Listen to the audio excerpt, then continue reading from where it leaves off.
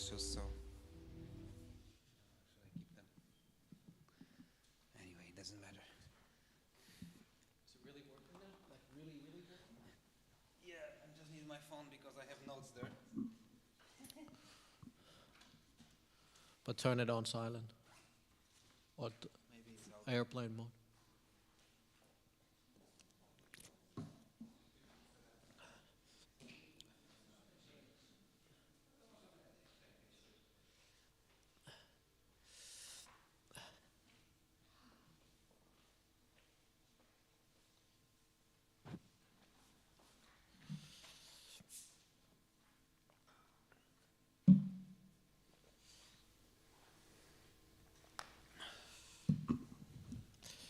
Okay. Ready to start? All right. So hello everyone. Sorry for delay, but we had bad luck. First of all, our taxi has left us in the wrong place, so we had to catch another one. And then the second thing, the Google security didn't want to allow me to log on the PEP's account, so we had to improvise. But luckily we are here and everything is working, so that's good. I'm glad you are here with us, both people like in person and those online. So today we have a special event. It will be podcast live with Ajahnem Mudito.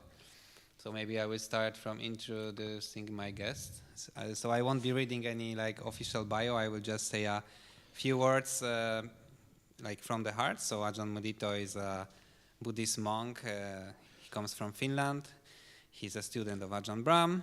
You probably know Ajahn Brahm. He's even called by his brothers in monastery Ajahn Brahm Jr. because he's very similar to Ajahn Brahm in many ways. He's monk of like around 50 vasa, right? 15? 14. 14. Yeah. So 14 vasa, which means he has 14 raising seasons, which happen every Sorry, year. it's 14th coming. So this 14th coming. Like, so I've completed 13. Yeah. So more that means he's almost 14 years as a monk. Yeah, and he was working some jobs. He also was a very good chef before he ordained, but now he's ordained, and one of his favorite sayings is 70% is good enough. So hopefully, with all these difficulties, it's still 70% is gonna be good enough. And so hello, Ajahn, and hello. I might say a few words about myself. So I'm Piotr Planeta. I'm PhD in philosophy. The topic of my dissertation was cognitive and functional aspects of meditation in Theravada Buddhism. And I also now lead this initiative to form Polish Early Buddhist Society, which aims to support the first Buddhist monastery in Poland. Hopefully it will be a monastery branch of Ajahn Brahm's Bodhinyana monastery. That's why Ajahn Mudito is here. So we create this relationship and we build a community. Yesterday we had a meeting with first PEPS meeting. So Ajahn Mudito asked me that let's do something new. Let's not just stick to regular Dhamma talk formula, but let's do something interesting. So that's why we came idea with this podcast. And it's actually first time I'm gonna lead a podcast, but I think it will be fine. We can start slowly. Should we do this 5-minute meditation, or let's go straight? Let's just go straight into it. I've been meditating here 15 minutes already. Okay, all right. Just let me get my notes. So maybe we will start on the light mode. I just wanted to say, Ajahn, that I'm very impressed by the way you're dealing with many situations. I see you remain very kind in many situations, and you're very accepting of people. And even though you can see that not everyone is completely pure and wholesome in all interactions, you still have a lot of kindness and metta. And as I'm staying with you, I feel very accepted, and you emanate this kindness no matter what is going on. So I just like to ask you, how do you practice that you are able to actually put this into practice, that you actually radiate this kindness on a daily basis? Well, the interesting thing is that people think monasteries are always so very calm and this kind of things doesn't happen. But you've been in a monastery as well, and then when you're in a quiet environment and you're getting to this kind of practice, there's two things. A lot of people who have problems, whether they have mental problems or problems somebody, their girlfriend leaves them or something, or things like that, they come to monastery. The monasteries are a place for those. People are drawn to that. And monasteries always, also we tend to get a lot of people who have mental problems. So not all of us have mental problems until you realize that you're like being a monk for a while. Like, yeah, maybe I'm not normal. But the thing is, there is a lot of people who we come across, whether it's, they have problems, they start meditating and all that. So partly also, you have a lot of time and you start seeing how your own mind works. So then you just sort of like, you just have to let people go through their emotions. Just don't worry about it too much. People have emotions, just try to be, have equanimity. Don't get caught in these kind of things and don't get too worried about it. Eventually things calm down, and because you see your own mind. But also you learn to, over the years you talk to so many people who have all kind of problems, like really, really serious, horrible problems, or just small little things, and then you just sort of like, yeah, I've heard this before, and I know, so it doesn't affect you so much even because of that. But sure, obviously it comes from your own practice. Yeah.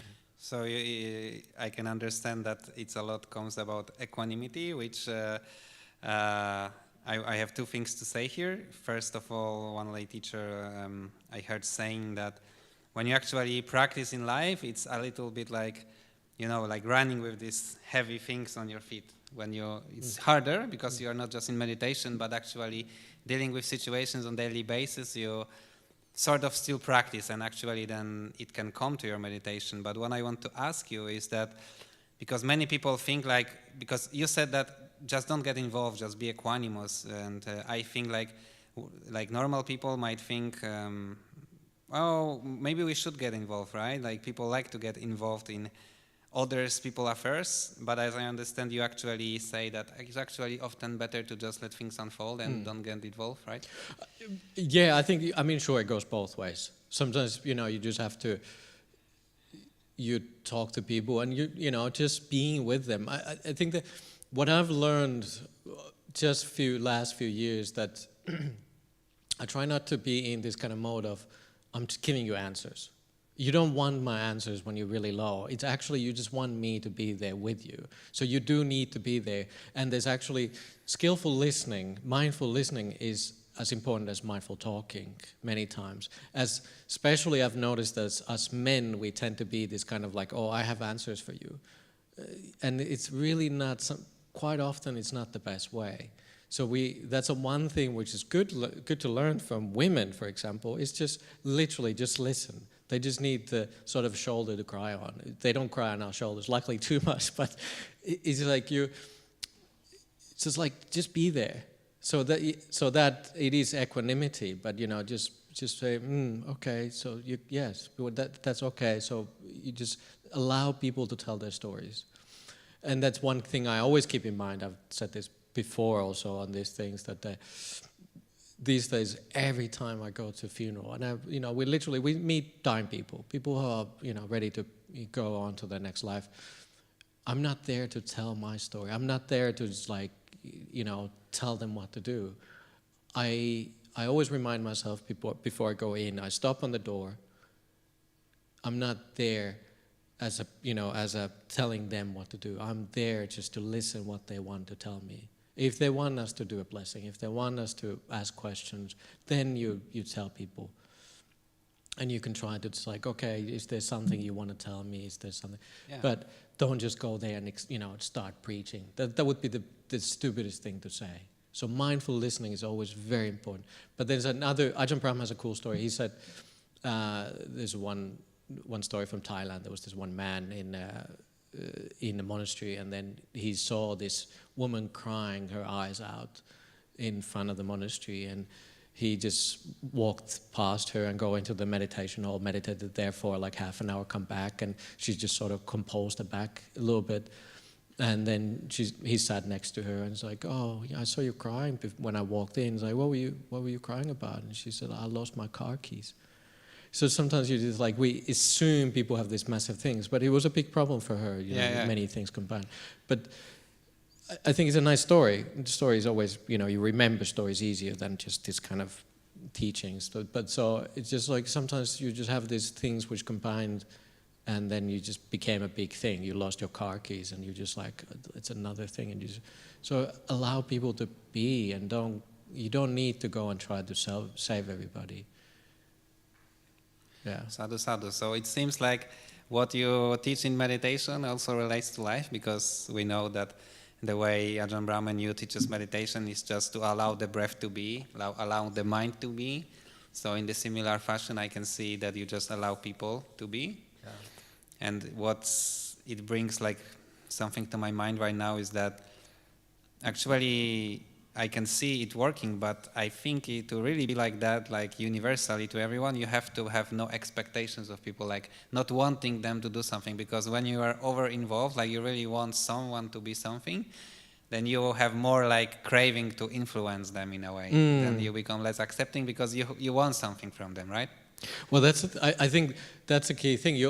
We tend to be like, oh yeah, no, I have equanimity. I'm just being friendly with something. But like you said, often there is this kind of like, they should behave the way I want them to behave. Somebody is depressed and you try to help them, and there's quite often there's this kind of pushing away, or they get angry at you, and you're like, why are you getting angry at me? I'm just trying to help you. But so my expectation is wrong. It's nothing wrong about them being sort of weak and down, and then you just have this kind of tendency to push away people. So you just sort of like, if you get angry at that point, well, it's just the stupidest thing to do. And that's one thing, a big thing in Buddhism. We teach the forgiveness. So if somebody asks you forgiveness, you always say, yeah, I forgive you, because it's a really bad emotional blackmail. If somebody comes like, no, I'm sorry, and you said, no, I can't forgive you, it's a really horrible thing to do, a person. Yeah, actually about this I've read like in some Mahayana thing that they have this thing like one of the precepts or vows of Bodhisattva, I don't know that much, but they say that you must always accept forgiveness from someone who is really sorry. So do you think it should apply to like Theravada as well? Sure, I didn't even know there was such a thing in Mahayana, which it sounds really that they have that kind of thing, that they always, practice that. And it's like, no, absolutely. Did the Buddha, I wonder if he always says that or where did I learn this? Whether it's in the sutras, most likely Ajahn Brahm says that. But yeah, I always say that, always try to ask forgiveness. Sometimes you have this pride. It's like I feel like I just, you're too invested on something. You don't want to ask forgiveness, but try the best of your ability to ask forgiveness. And then anytime somebody asks forgiveness, just straight away, just say sorry. And one thing I always did, what's the worst thing you can say when somebody says sorry? So what's the second word? You say, I forgive you, but. You know what happens when you say but? You try to control them. Yeah. That's what you're doing again. Next time, don't do this. But, I forgive you, but. So then you straight away, the controlling starts. Just say, I forgive you. Yeah.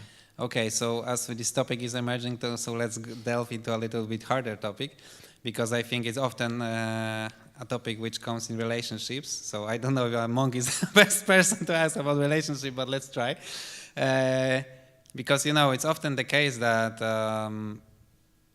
while people have certain like boundaries, let's say, right, that they think they accept in relationship.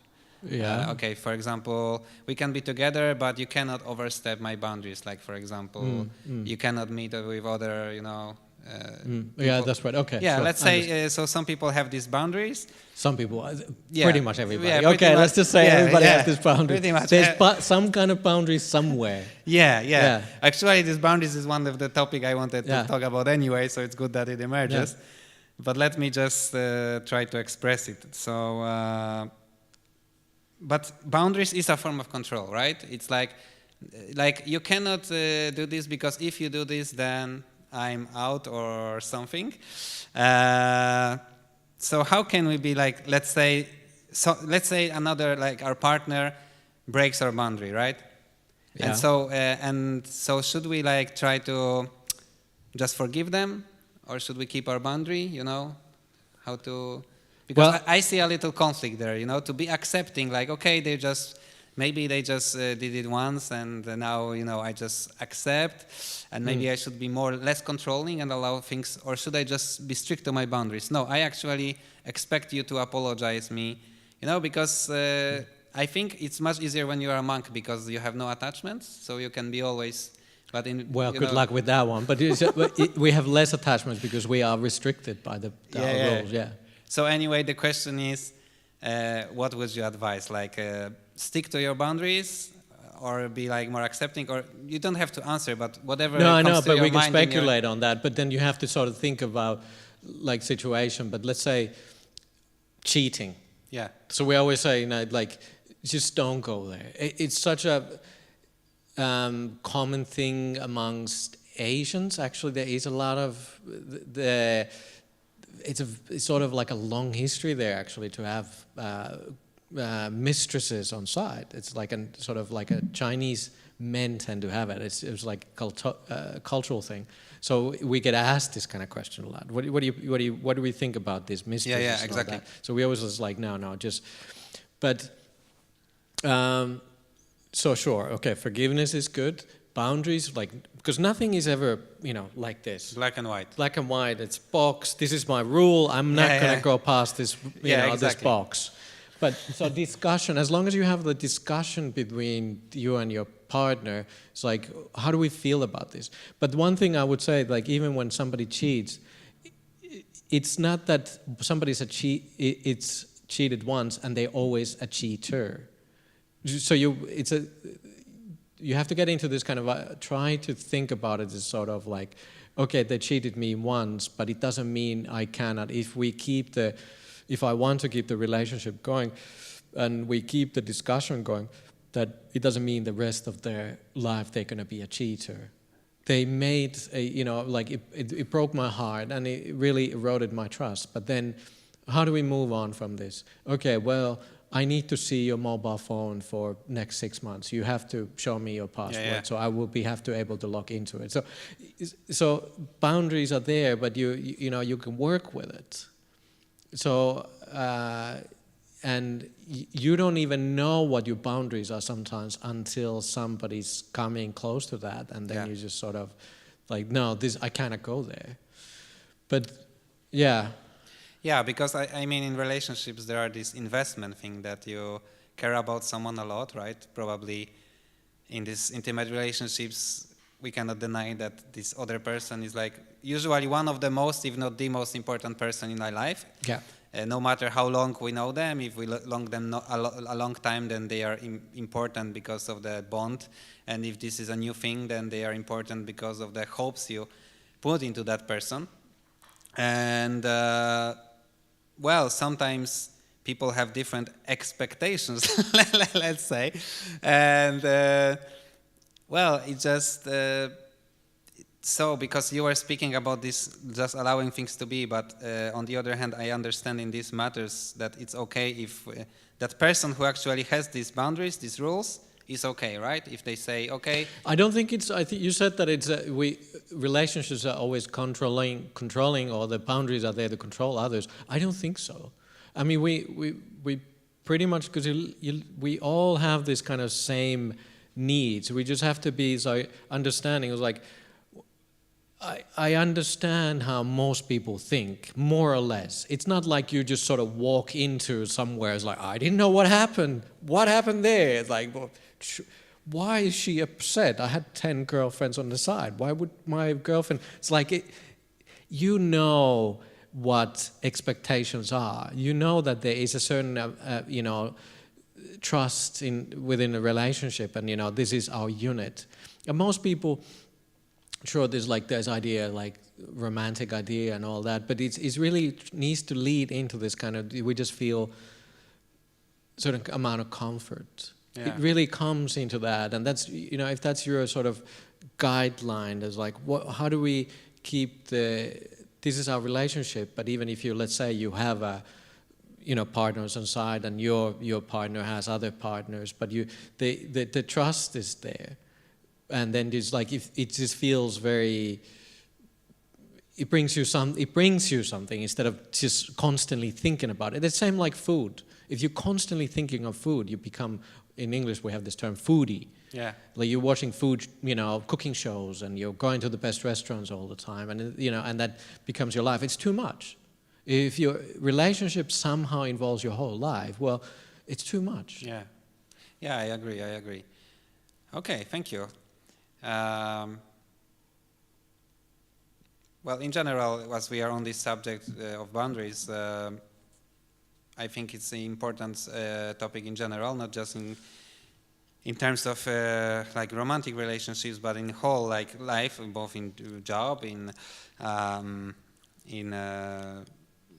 our friends, because sometimes in these new age circles, there are these views that just let go of everything, accept everything, but what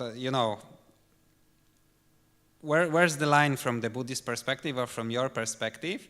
Like how strong should be our boundaries with others? For example,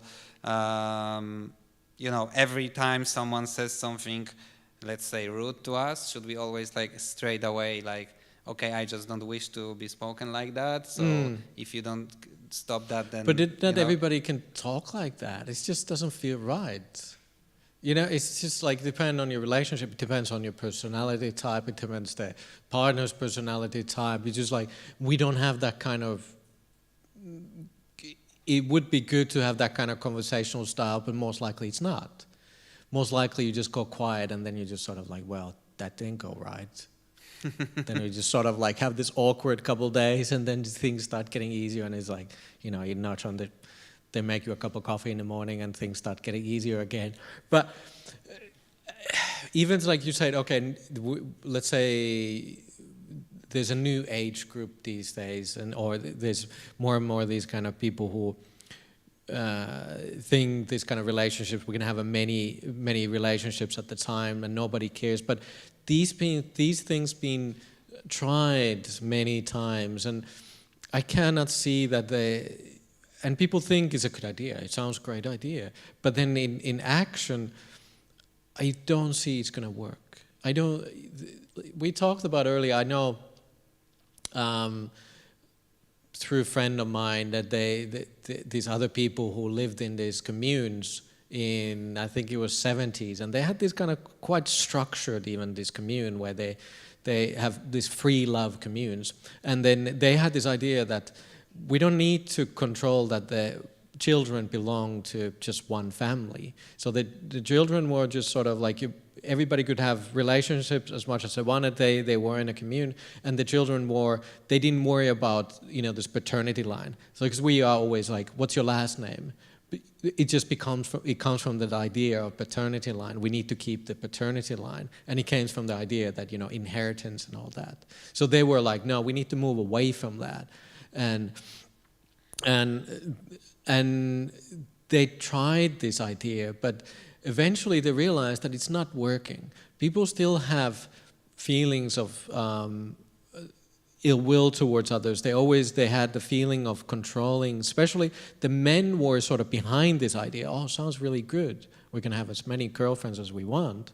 But they actually were the ones who were started to control the women, and there's like, no, she's my partner. You cannot go with my partner. But hey, that was the whole idea of this, behind this idea that we can have, anybody can go, be partners with anybody. I know. But in reality, I don't think it's going to work. Perhaps we don't have to have monogamy. Perhaps we are, we're not meant to live from, first relationship to the death. Maybe we are sort of like, it depends on your personality, but we still are looking for a certain amount of trust within others. I agree, yeah. I'm not sure what, so what was the question again? I was meaning a little bit different thing. I was meaning also like in job settings or like in society. Oh, right. In general, how much, because I can speak from my own experience, because when I was younger, like, 15 years ago, I could consider myself what we call a doormat in this modern language, that you allow everyone to walk over you and always never say anything, never like, it's like accepting abuse in a way. Just when some people, because when you are not taught in your home, sometimes some children were not treated well by their parents, and so they learn this thing that everyone can walk over them, and they just don't argue. It's like you allow everyone to be unkind to you and stuff like that. And of course, if we live in our Buddhist bubble, then maybe this situation doesn't happen so often, but in normal life, I think it's very common. And I for example, I feel I learned my life is much better since when someone mistreats me, then I can either remove myself skillfully or to say something that if you want this relationship, even say in work, going, then please don't speak to me like that anymore. So this is what I mean by boundaries, that you just don't allow things to abuse you, but you immediately speak, I don't like this, please, and to remove yourself. So that's what I was meaning. I'm sure. I think it's a good skill to develop. I'm just saying a lot of people don't have those skills. And and outside there, just so many people who have in a workplace, and then a lot of things are not said, and they are just sort of you just move on, because life is just so complicated. There's those little things, or where do you set the boundaries? It's just so complex. So you would agree that setting this is a good skill, right? Absolutely. Good. Yeah. Well, but don't become this kind of these are my boundaries. I'm not, be flexible. One thing I've learned, middle way is just sort of you learn these skills, and you do learn your own mind when you become more mindful and you meditate. You actually learn about your own mind, and then you just sort of I've been too much of a doormat. So it doesn't mean as a Buddhist to become this kind of anybody can walk over me. It doesn't work like that. Yeah, I agree, because I think I personally, and I know some people who do that as well, that these, let's say, ex-doormats then become the other opposite, that at some point you are learning yourself to hold these boundaries to a point that you become very are almost argumentative in a way, right? You go to the other opposite. And certain Buddhist circles, I've noticed it more, not saying any names, but certain Buddhist, and then I'm leaning more and more into this kind of, I'm trying to be flexible. Other people are setting boundaries. I try to flex. I try to go. I try to adapt myself, and I don't feel like I've been abused. I just feel like I'm more flexible. So it's you say, these are my boundaries. Okay, how can I adapt into that? If I have a strong ego, well, then we have two people with we have strong boundaries, and we like that, and it becomes a clash. But if one person, because Buddhism shouldn't get this mindfulness of meditation, shouldn't make you more into this kind of no, I found my boundaries, I'm this person now. You just grew into a big head. So we can conclude that on the one hand, surely we should have some boundaries and doesn't allow to mistreat ourselves. On the other hand, a little bit be like water that adapts to the situation, and to don't have this strong ego that everything must be always as I want or I'm gone. Right? Exactly. It's just you see too often, you just sort of well, I don't like it, I'm going to walk away now. Well, no, stick with it. One thing you have to understand, you don't have to be afraid. You don't have, fearful personalities are different than setting, no, I find my boundaries. No, it's sort of you don't have to be when you're in a situation, let's say you are a certain job in a monastery. One thing what the Buddha said, you should never come from a place of fear. When you sort of, example, you are the monk who gives up the jobs in a monastery. You should never come out of greed, hatred, those things. You should never have hatred of it. But it's interesting that the Buddha said you should never come from a place of fear. And that's one thing actually, you're talking about these boundaries. How often is actually you coming from when you're this is my boundary, but how often you actually are now this is my boundary because I'm afraid. I'm afraid of you, so I'm setting this boundary here because I'm afraid of you. Very often. So that's something we need to work on. That's what I've been working more and more. I'm more and more flexible because I'm less and less fearful. I'm not saying I'm not afraid of you. I could be afraid of you, but I try to be sort of like, oh, the fear is coming, but I can be sort of flexible with you and not be so afraid about that. Yeah, thank you for that. So as we speak about this, I want to go to the next question. That is one of the questions I've planned. It's a little bit about boundaries, but in a completely different way, because I want to speak about Buddhism, war, and military. I think it's a very important subject right now because, there's a war on Ukraine, and now with all the political chaos happening and Europe starting militarizing again, there is actually some military enlistments going on in Poland. And even one person asked me, what if I get a letter that, you should go to military, because it's even more possible that some people, especially male, but even female, can be enlisted to military. I don't know how many people will be because, I'm not that much into politics, so I don't know, but let's speak about theory. Well, I'm just curious, what is your answer? Let's say a Buddhist gets... how should a Buddhist approach this Islam when they have a possibility of enlistment, or when they actually get the letter? Yeah, it is a difficult situation. It's a sort of like something I have to think about. I was an officer in the military. You were an officer? Yeah, I was an officer, granted 30 years ago, which means I'm getting really old. 29 years ago, to be exact. And all of a sudden, I was like, how did anything happen to me 30 years ago? Anyway, so I was young, but I did go to officer school. And luckily, they didn't keep recruiting me in the first, so after that, you just do the mandatory one. And then I went to the first officer school. And after that, they didn't recruit. Probably I was young, I didn't have education. But nonetheless, I'm part of which they could conscript, that I could get called on, and I'm a monk. I'm not just a Buddhist person.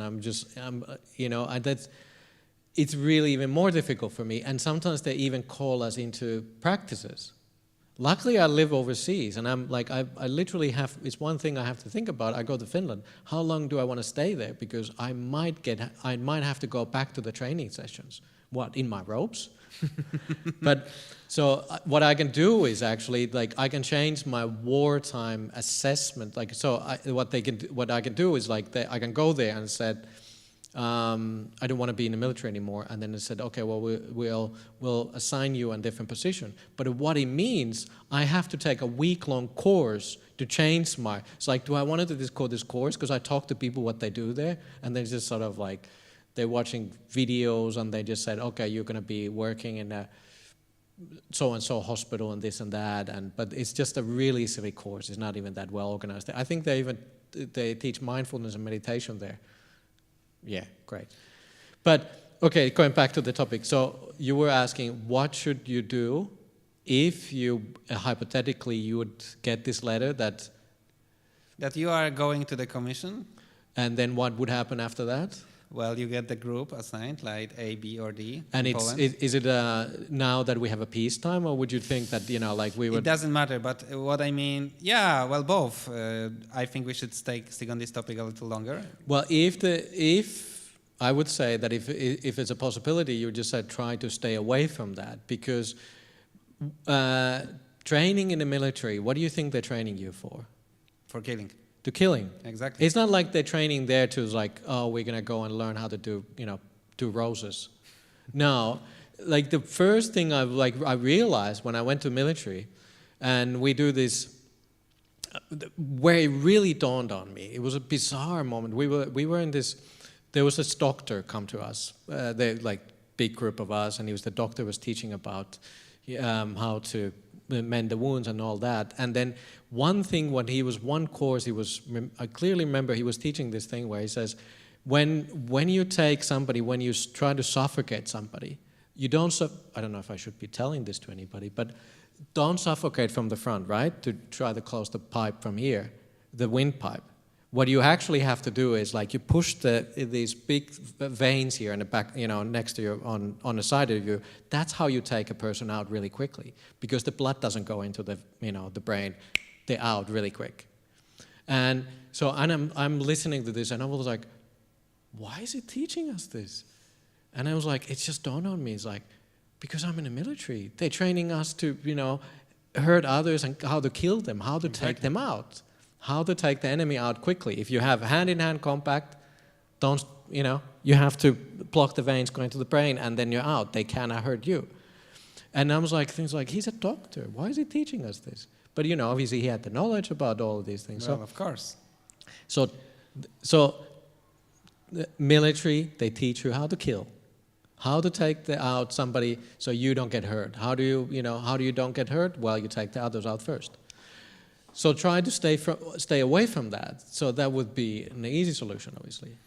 What else could there be? Yeah, well, my answer to this question from this guy was that personally, I think from an individual level that I would do everything at all costs to avoid that, even if I would have to flee the country. Because even if some people called me a coward, I don't think there is a good war in a way. But I also told him that let's be realistic, let's not speak about universals, but there will be always people who will enlist. And but what happens, like say, okay, so you took the option, it was like, I'm going to leave. But, you know, sure, you could probably always find your way out of it. But like what happened in Ukraine, they took, if you were a certain age, you weren't allowed to leave the country. Then what? Yeah, that's the question. Well, what would you do?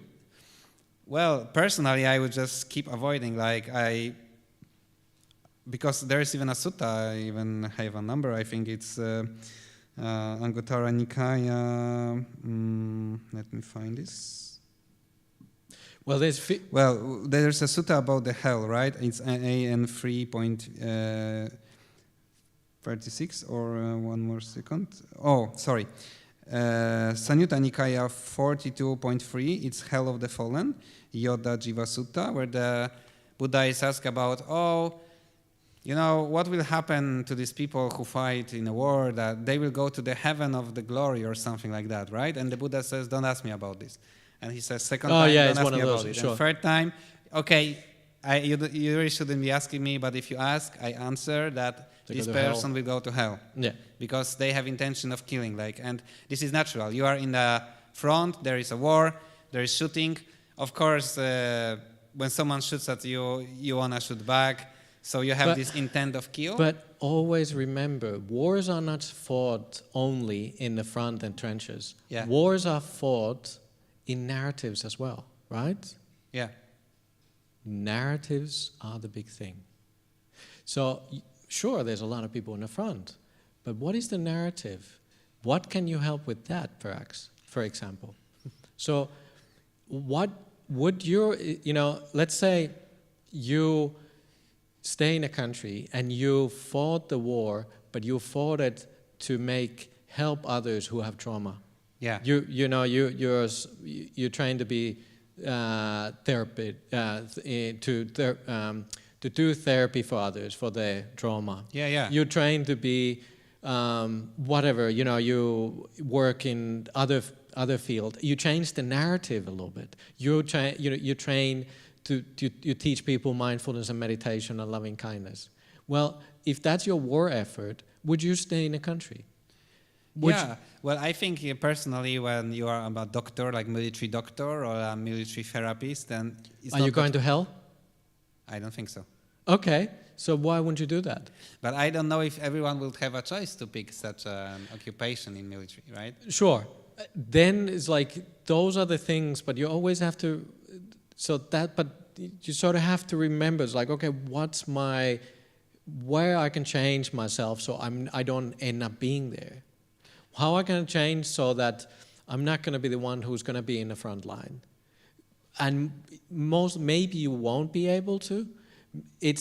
But there is no clear boundaries. But even for me, what would I do if the war broke? And like most likely, maybe, like in Australia, we have so many Buddhists now that we actually have Buddhist chaplaincy. Yeah, Could I be a Buddhist chaplain in the military? maybe. Maybe, exactly, maybe. But if you become a chaplain, what they told us, because the military came to us, they said that you actually have to carry a gun. Why? Because you are going with the troops.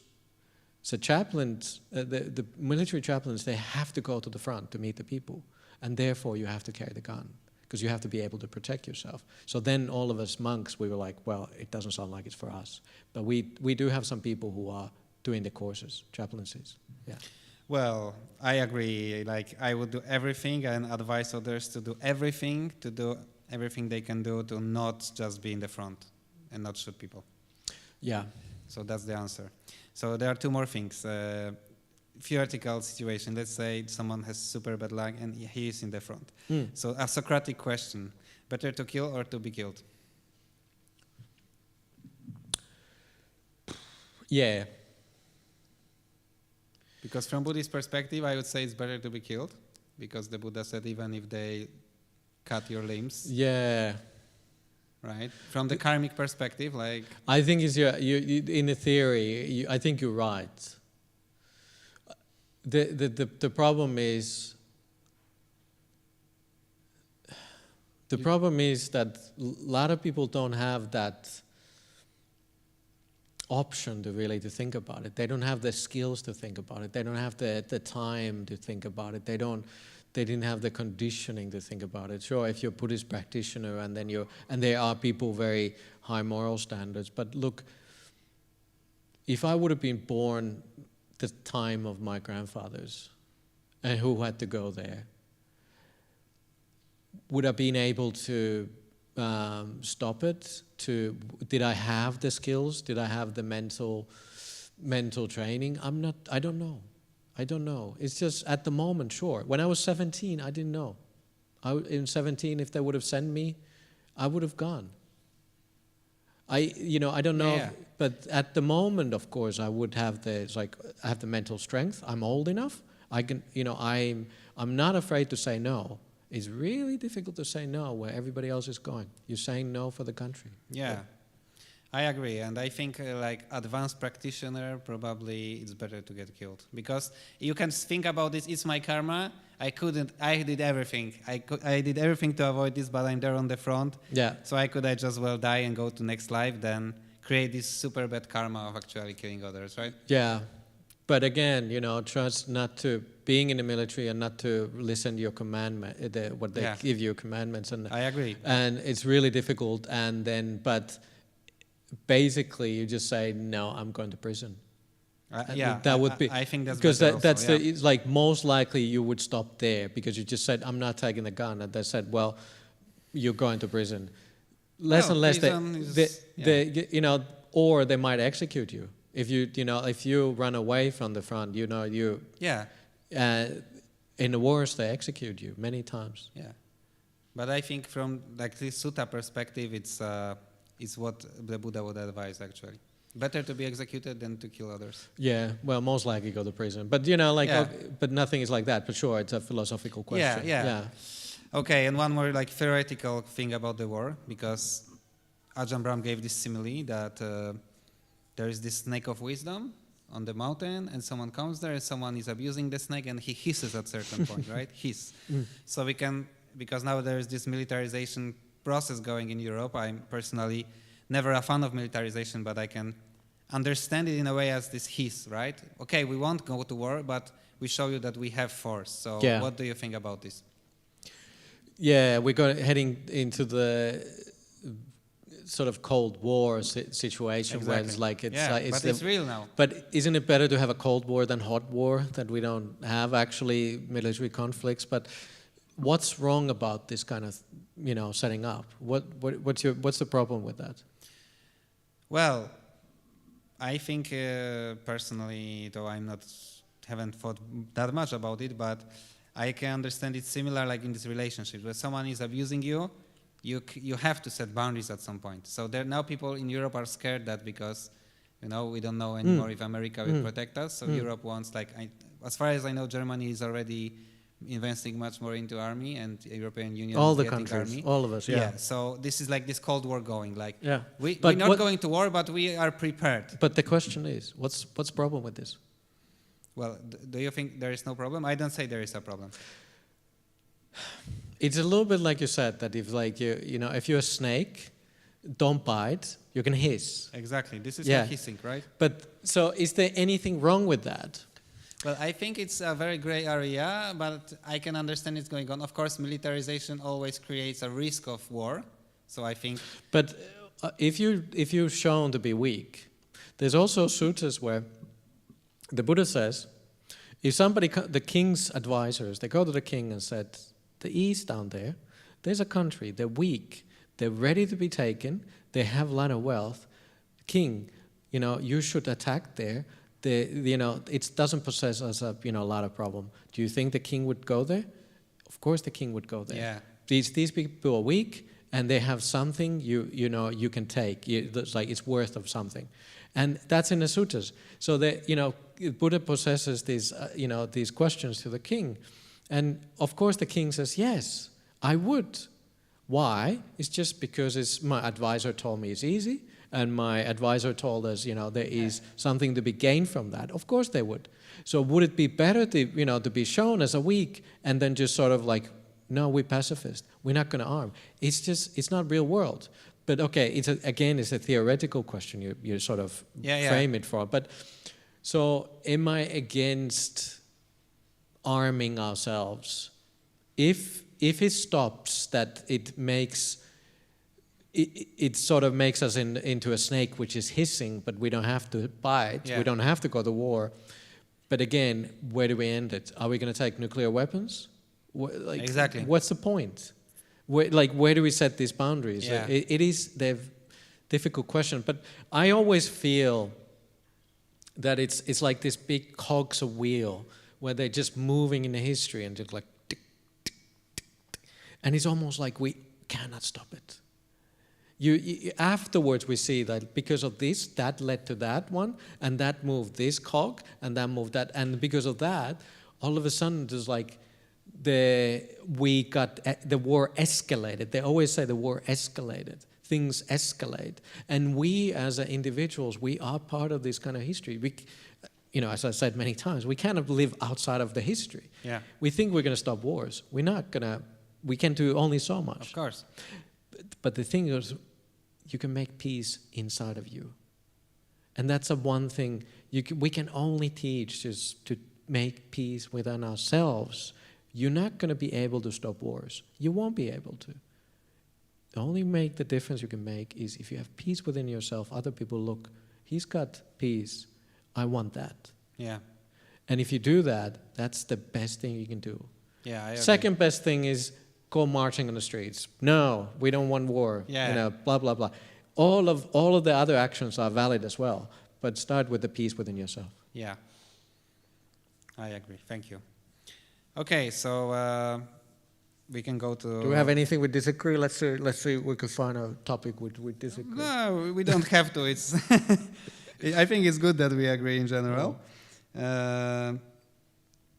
Well, I have many more questions, but let's dive to next topic because we actually spoken a little bit about this privately, but let's do it publicly because there already we talked a little bit about hell, about this sutta where the Buddha said that actually killing will get you to hell, and you said like 3 times at least when you were in Poland that it is we ourselves who put us in hell, and you gave this mirror simile that when we die... By the way, that's not from the suttas. Yeah, so just so you know. Yeah, that we hold this mirror and we put ourselves in hell, and... As Yamaka holds the mirror. Yama holds the hero. Because the mirror.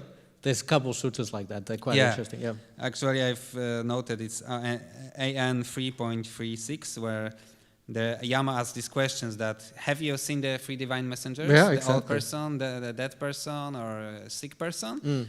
And he said, no, I was negligent. Exactly. And that's why the sutta says that wardens of hell take his person, and then there are these They macabre drag you down. descriptions, and sutas are pretty clear that at least like the canonical expression is that hell lasts a long time. Yeah.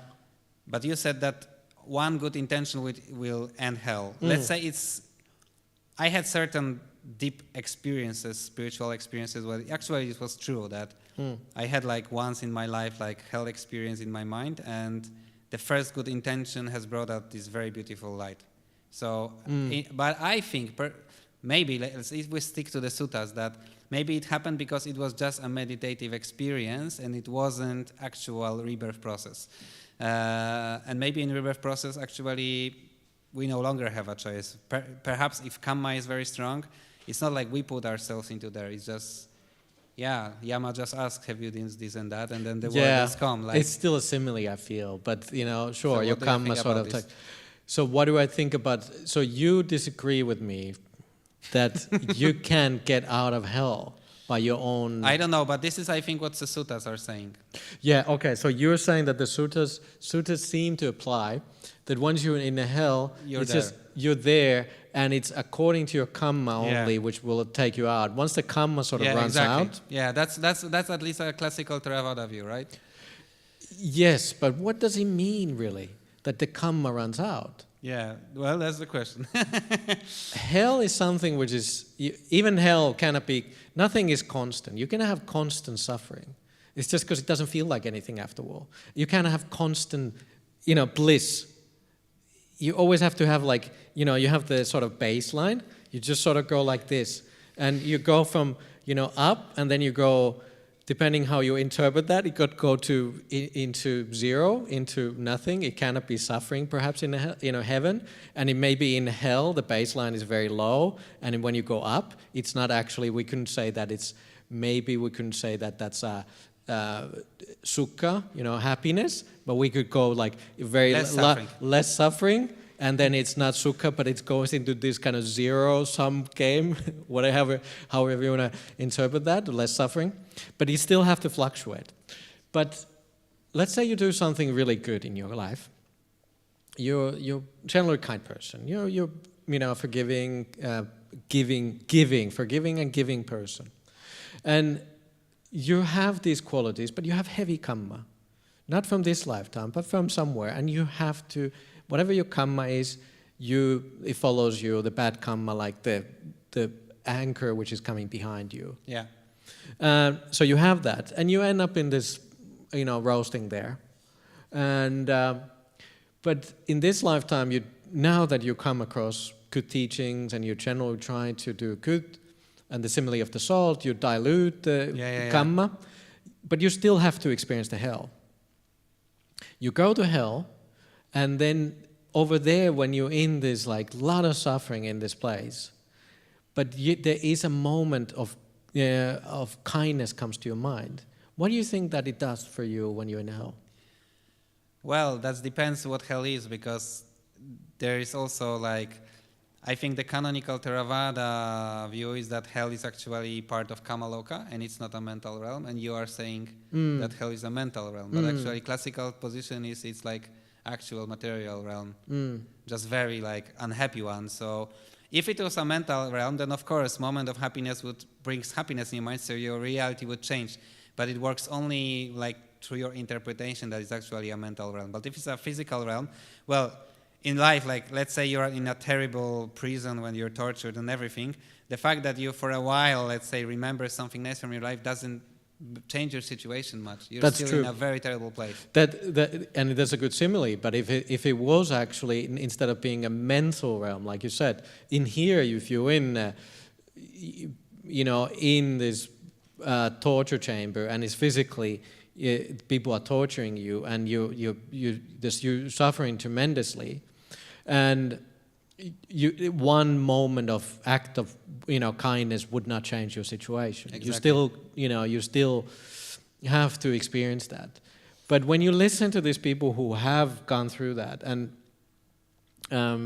I've read a few of these cases, the best people they can do is just sort of have this attitude of that if I show my weakness, they suffer. They feel that they suffer more. So they get into this more point of neutrality, even though it's like they're getting tortured, but at least they have the mental strength. Otherwise, they know they would be lost. They were like, there's nothing left of their sanity anymore. Yeah. But so even them, they sort of change that base level. But you're right. If it was actually a physical place, then you couldn't change that. But eventually it has to end. So does it matter that... But the bottom line is that there's nothing you can do about your karma. You don't know what follows you. But we cannot really... Okay, I know it's a theoretical question, but we cannot really concentrate too much on it. We try to do the best to dilute the karma. Yeah. But as a theory, I'm still in taking a position that you try to develop these wholesome skills, and then they will follow you even into the hell. That will shorten your time if you end up in, and the hells are many places. You must admit that. You cannot just have one hell for everybody. Hells are different, very, very different kind of levels. Like they have vivid descriptions of hell. Yeah, but what I mean, for example, first of all, the suttas are saying clearly that the Buddha said that this is purely painful. He said that there is no single pleasant experience there. Yeah. Because then it wouldn't be hell. Like the definition of hell in the suttas is that but it cannot be even. Purely painful. Yeah, it has to change. Well, that's the view that I suppose you get from Ajahn Brahm, right? Every moment of happiness is a break between two moments of suffering. But you think that it's like fluctuates. But what if actually this moment of suffering is the entire hell, and the moment of happiness is what was before it, and the moment you leave? Yeah, well, you could argue things like, let's say, you could say something like time changes. So it feels like you're in this like bottom end for a long, long time. Exactly. Well, that's what it sounds like in the suttas. But maybe this is. But what is important for me, what I really wanted to ask this question, or you want to say something first? No, I'm just interested in why you want to ask this. Yeah. Yeah, what I want to ask is because when you said that you see yourself in the mirror and you condemn yourself, that actually, like extreme narcissistic person or very psychopathic person, they usually don't feel remorse. So they don't feel bad about, when they look in the mirror, they don't feel bad about themselves. So, and they are the most violent and brutal people. So it would be not fair in a way. That's why I think it's like in the suttas that, let's say you are this complete psychopath. You killed many people. Yama shows mirror and you are saying, yeah, I'm a nice guy, right? This is what... Yeah, Hitler ended up there. Yeah. Like, so I should, like there's this joke, like, have you, okay, maybe I thought, well, I'm not going to tell jokes today, but I'll tell you one joke. Okay. This is actually a quite nice one. So there's one guy, he's like, there's this German guys, they go into like 1972, they go into Argentina and they go on the secret location. They go and knock on this door, and there's this one guy who comes to the door and he's a bit older. He's got a small mustache. They say, "Good morning, Herr. We came here to ask you to come back again. We think the time is right." And he's like, "Really? Yes. Could you please become a leader again?" And he thinks about it for a second, and he says, "Okay, I agree. But this time, no more Mr. Nice Guy." Yeah, exactly. So exactly. So it's like, like he thought he wasn't tough enough, probably. Exactly. Adolf. But I don't believe that once you have lost this, once you pass from this life to go to next life. Personally, I don't believe that these narcissistic ideas, these tendencies, that they would follow, that you could be neutral when you look at the mirror and you were like, I just hurt a lot of people, that you would feel okay about it. I can't see that happening. Could you? But you believe that? No. It's just sort of my counter argument, because I think your position makes sense only actually when we have this experience and I can think of such experiences, because when you have deep spiritual experience, it always feels like you cannot deny the truth anymore. It feels like the veil is torn out. Exactly. And then, when you read those books about, let's say, near-death experiences, when people sometimes say that they have those, the film goes through your mind, and you don't just see what you did to other people's, but it comes from their perspective. You know how they felt. You see this person, and you know how they felt because you behaved this way towards them. So it's an interesting that they actually got this second person perspective, or third. Is that third person? No, yeah. So I agree. It's not like there seems to be argument towards that you cannot, like sort of lie anymore towards. You cannot just sort of say that like.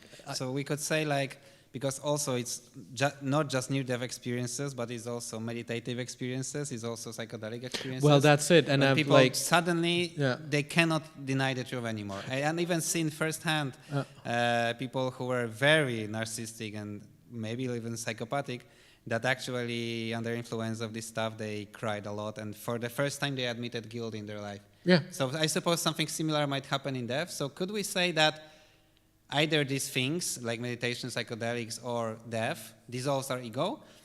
So, because narcissism and psychopathy, let's say this is ego thing. This is our human trait, but during death, it's like this pure consciousness has no longer this filter of ego, and it just sees the truth like through this deeper wisdom, right? Something like that? We have to be careful with that as well, because it's still your perception. It's not like you know, otherwise you would be enlightened one. You still perceive because of your conditions. Like otherwise you would say something like near-death experience would be the same for everybody. It's not. Clearly you read the literature from different cultures, different people. They perceive it differently. It's different for every people. We cannot say that this is like this how it is exactly, because it's still your condition. Yeah, but let's say that sadness. Everyone experiences sadness differently, right? But it's still, we can call it sadness. So can we call that this state that you are in, the death process, is different for everyone, but the part of it is this thing that you cannot lie to yourself anymore. This is what you think? It seems to be that but again, I haven't read all the literature and all that, and it seems to be that they not every case they have this moment where they review their life. Some people it happens, some people don't. Some people go to hell, they don't even understand why they went to the hell and what they came back. Some people went to heaven, they didn't even believe in heaven. So there's all these things like what happened and why. But it appears to be so that when the mind is free, you see more clearly, and from that clear seeing, that would be moment of death, or like you said, the meditative experience. Yeah. You don't even have to go so deep, and you start seeing to your own horror that I'm actually feeling very superior to a lot of people. Yeah. And it's a horrible realization. Like I always thought like I'm all right, but I'm actually looking down to a lot of people. Yeah. Well, the thing is that why I think it's important that we speak about this, because I had a feeling that people who could hear that teaching, that it is you that condemns yourself to hell, then these people with extreme narcissistic or psychopathic tendencies could think like, oh yeah, then I don't have to worry because I will not send myself, like I'm great, right? So actually this idea that no, it's not you, it's these wardens of hell just take you, because it then creates this fear of hell. And I think Buddha wants... Fear of hell, we should have a fear of hell? Well, I think because, of course, it's always better to teach through affirmation of good qualities, but in extreme cases, fear of the punishment... For me, I hate that, because I come from a culture where we have in top of the churches where I come from, it said, the fear of God is the beginning of wisdom. It's a very common thing. Yeah. Be afraid of God. You should be afraid of. What if you just sort of like, nah, I don't like to teach that. But isn't it the case that the sutas are full of Buddha, sort of warnings that don't make bad karma because you will regret it? Yeah, sure, but you don't have to come... Isn't it similar in the spirit? Sure, perhaps. It's just how, again, I think how you interpret these things. Yeah. You know, like we talked about the Hiriotapa, this kind of like, Exactly. you should have this kind of like a, not shame, but, you know, just have like, you know, certain kind of mental trait where you should feel sort of humble. Humbleness is maybe a good way of looking. So, you know, live humbly. So, yeah, you can teach that, but not from a guilt point of view. I don't like that idea. People teach karma from a guilt. I don't want to come from there. I just don't want to personally come from. But that's really pushed me away, from example, from spirituality, or let's say church. Coming from Lutheran tradition, you are never forgiven. We don't have that. You have to carry all your sins. You have to carry your whole life. Even as a child, you're a sinner. You're carrying the sins of your forefathers. You have to carry that all the way your life. I come from that background, so you have to. That's my conditioning. Yeah. I'm always like, I don't want to teach, because they always preach that. I don't want to preach guilt. Yeah, I agree with you, because they clearly go into other extreme, I think. Yeah.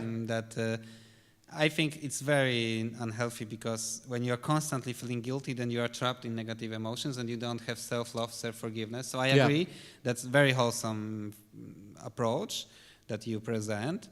But there's certain kind of mental traits which well, it's another topic I wanted to talk about, so we can go back to this later, because the sutas, right? And how should we far go into just stick to the sutas? Because I personally consider myself what I call EBT follower, in really Buddhist text follower. So for me, sutas are always number one. Yeah. So I also use like teachings of Ajahns, but whenever, like, let's say I think interpretation of any Ajahn contradicts the sutas, then according to the sutas, I stick to the sutas, because there is this Mahanidesa Sutta and 4.180 that says 4 great references, and the Buddha says there, if there is a monastery or a teacher, or if you hear it from someone, elder or teacher, then go and check in Dhamma and Vinaya. So in suttas and in monastic code. So it do you doesn't agree with that? By the way, I disagree with that. It's not monastic code. Vineti means training. Training. Okay. Yeah. Okay. Training. And the Dhamma. Do you think the Dhamma means the suttas? Pretty much. Yes. Absolutely. Okay. Yeah. So let's say theoretically, we can say that Ajahn Brahm never contradicts the suttas. But let's say if he did, would you have a view that would you rather trust your teacher or the suttas? I tend to go with my teacher more and more.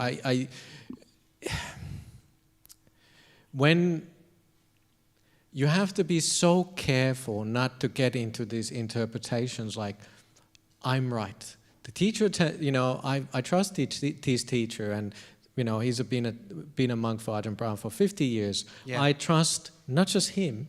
I trust Ajahn Suchatu, Ajahn Pramali, many other teachers who come to and they all telling me something. They're saying he's right, and if I come into conclusion, he's saying something which is not according to the teachings, and all these other teachers are trusting, and I have a lot of faith in him to begin with. I tend to come from the point of view that I have to be very careful. I have to be so careful because everything is pointing out into that direction that most likely I'm wrong. I have to be so careful that I don't just trust my own thinking. Okay, let me go deeper into that because Ajahn Brahm or any other Ajahn. Yeah, let's take some great Ajahn. It's just really difficult for me to, because if let's say take another teacher, whatever. Let's say whoever teacher who has a very good charisma and reputation, they have students. Yeah. But let me be a little skeptical. Every monastery is a little bit like an echo chamber, because many monks, when they have same teacher, they take this view from this teacher, and they repeat after him, and then they, like you said, whatever is your monastery or some other Ajahn monastery, you can get completely different views, but the monasteries usually hold similar views. And then you think like he thinks the same, he thinks the same. No, but what you're not meaning monastery, you just mean people who follow a teacher. Yeah. A lot of people who follow a certain teacher, they always sort of do the same thing, like what I just said. I think he's right. So you doubt yourself, and you always prefer to take the teacher's view. Yeah, but I mean only according to the sutas. I don't mean self-view, but No, but because yes, why this? Do you think then this sutta is like maybe inauthentic, or No. because the Buddha said, "Don't trust the teacher, trust the Dhamma." Dhamma, yeah, exactly. So, why would he say that? And it was like, Yeah. well, how do you verify? How do you know, for example, that why I took the simile, like you cannot just sort of like come from nowhere. It's like you start reading the suttas, and I was like, I read it, so I know what he says in there. Can you do that? Can you just start from scratch? Nowhere. Don't take any teachers. Don't listen to them. So you're more pure because you don't have any, you're not conditioned the wrong way. You, by yourself, just do this. And you come, because of this, you have the perfect teachings there. Just trust the suttas. Don't listen to anybody else. And then you come into conclusions that this is the way actually to, how you interpret them. Because now you have a pure understanding. You weren't conditioned. Yeah, I know. So you have to understand that we are still conditioned. But as we both know, you can come from this, you read the same text, and you can, like bulk of text, and you can really interpret that from two different points of view. I agree. You can come, like for me and Ajahn Brahm, and it's like, oh yeah, a bit soft, and it's like, oh yeah, take it easy, forgive yourself, don't do so much of these harsh practices. Don't do like, Yeah. for example, we don't teach that like this kind of like look at things very negatively, look at everything is concentrate on the suffering point. Don't look at your body. We don't teach lay people too much of this super practices, not that your body is really ugly. We don't teach that, right? But some monks do. Yeah. The texts are there. Yeah. What practices should we take? Yeah, but what I mean, Okay. this is next topic I wanted to talk about, but let's stick to this one for a little longer. But how you know that somebody's teaching the right thing? Well, first of all, I don't think it's like you read the suttas by themselves, but you listen to various ajahns. Yeah. And at certain point, you stand between a dilemma. Let's say you're already very learned. You know the suttas, you know the teachings of many ajahns. And what makes you choose the authority that you prefer to trust your teacher and not like, okay, I've heard enough, now I stick to the text? Yep. Okay, well, that's said in the suttas, right? That you can actually, what do the Buddhas say? You observe. There's different places where he says, when the monk is walking, going to the Pindapat, you even go to the street corner and say that, they're walking, and you observe that monk. And what you can do is just like even better, you go and live with the teacher. Yeah. And you observe, does this teacher possess these qualities which the Buddha is teaching? If he possesses those qualities, well, then you say, the teacher himself is possessing those qualities, I can trust him. So the best always, what to do is not just listen. Anybody, I can talk. Well, you're definitely a good speaker. Anybody can talk. It's like, oh, I trust Ajahn Mudito because he gives good talks. But like, come and live in the monastery, and then you see it's like, yeah, well, I'm not sure if I could trust him. But Okay.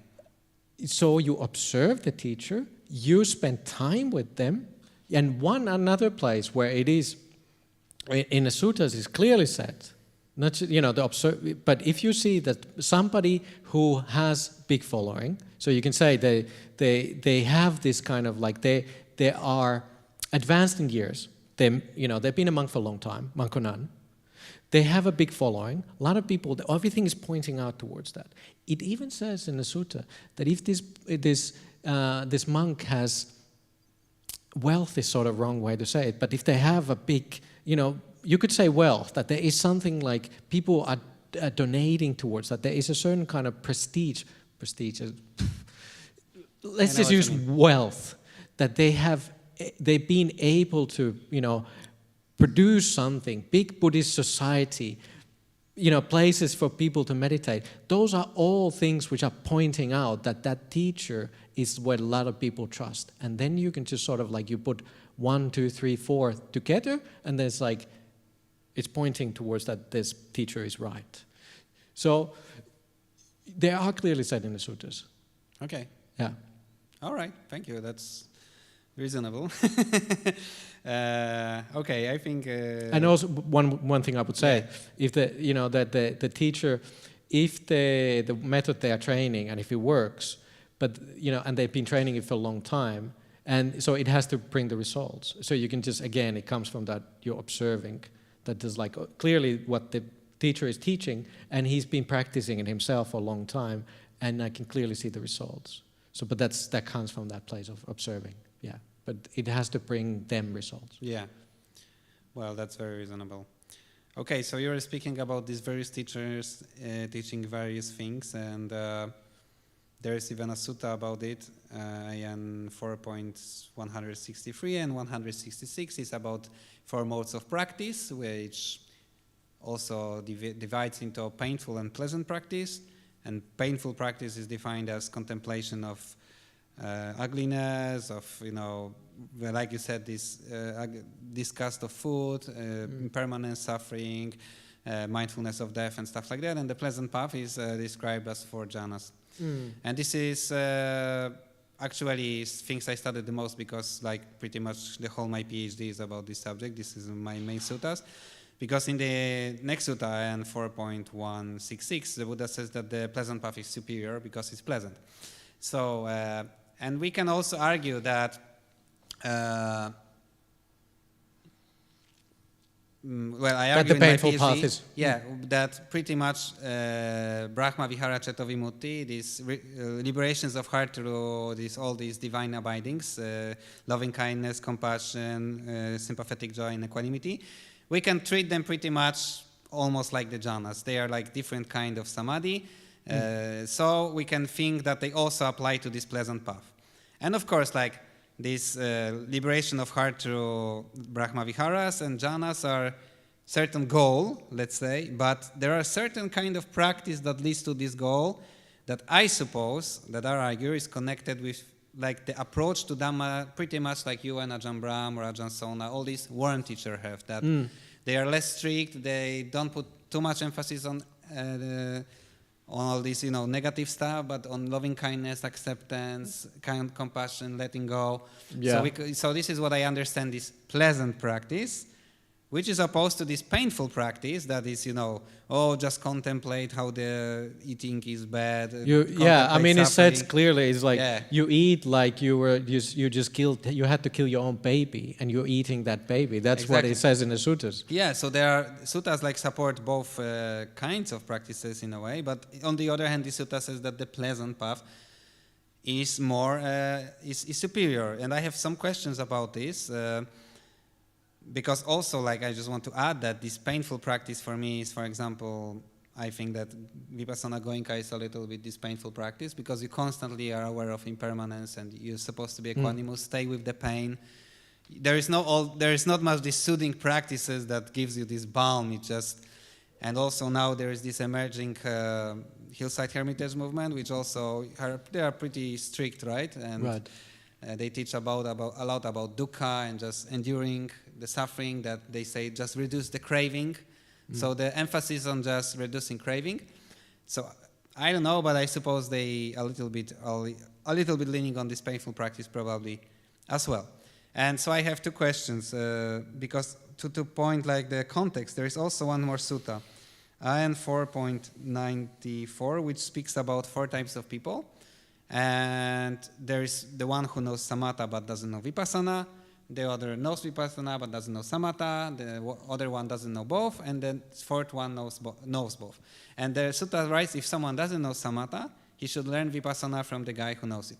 And the vice versa, the one who knows vipassana but doesn't know samatha should learn samatha. What's this vipassana they're talking about? Well, that's the question to you, Bante. But I thought you would answer. But I want to just like ask you this question: do you think that this painful practice, what I described, is like this vipassana, and this is something that people who are more like going this Ajahn Brahm way, let's say, should learn from these other traditions? Like, okay, let's say you only listen to lay talks of Ajahn Brahm. There is this happiness, letting go, loving kindness. So should such person go to these other teachings to also learn this more suffering part, like, all this more difficult Dhamma, let's say, this more harsh Dhamma? Or does it mean something completely else? Like, no, don't go there. It's not about that. This vipassana means something completely else that you actually gain through this pleasant practice as well. So can we equate this vipassana with painful practice and samatha with pleasant practice, or this is completely different thing, that pleasant practice both have samatha and vipassana? And in whatever you want to comment on all these things that I... Jeez, there's a lot to be commented on. That's a lot, but we have time, right? Oh, okay. Well, I think we're running out of time, personally. Well, look, the suffering follows no matter what you're doing. There is no completely pleasant path. Yeah. Sure, when you start getting into deep meditations, the path gets easier. What do you think the reason is that somebody who's got jhanas before that they get to jhanas easier?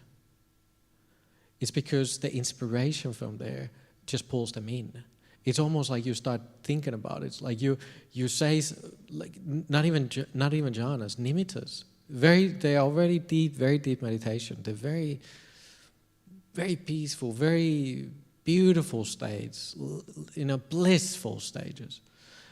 And just by talking about something blissful, you start getting, the nimitta starts arising from the inspiration. And that's what the same with the jhanas. The inspiration takes you to jhanas again. And that's the thing, you don't have enough inspiration and faith and that happiness to take you into the deep meditations. And if you would say that, like, okay, sure, we have these painful practices, and there's like, should we teach the one or the other? Yeah. I think it's better to come first, try to lean into the happy practices more in the beginning, because our mind tends to be quite dull and quite easy to go into negativity for most people. I agree. But, I would say it's even dangerous. It's almost like you would try to reduce craving. It's sort of like you fight the mind with mind. You try to use, you go so strong against that attachment that it sort of bounces you off. It's just sort of like you stop practicing. It's hard to have like the mind of equanimity if you don't truly have it. Dullness is not an equanimity. That's not equanimity. Equanimity is a very, very deep state of happiness, actually, equanimity. Yeah. So if you take the sutas as a bulk, as you know, you have to read them as a bulk. You cannot just like, I take this one and this one. It's set in the one place where this is mentioned. Granted, these are mentioned few places, but take them as a bulk. What do you think? The Buddha talks more about getting into jhanas, or does it more talk about the getting in, doing the painful practices or vipassana? Well, I clearly think more into jhanas. Very clearly it talks about jhanas. Why shouldn't we concentrate on the bulk of the teachings? Why shouldn't we go towards, like the Buddha said, if somebody is like really torturing you and you have a one mind movement of ill will towards that person, i.e. not loving kindness, you're not following my teachings. Exactly. Why don't we just like so strongly go towards that instead of like, let's go strongly towards this kind of ascetic practices where it's tormenting your mind and body, and by tormenting no, I'm not actually tormenting, I have equanimity. For me personally, it's difficult to see that. I would have very easily gone towards that direction when I was younger.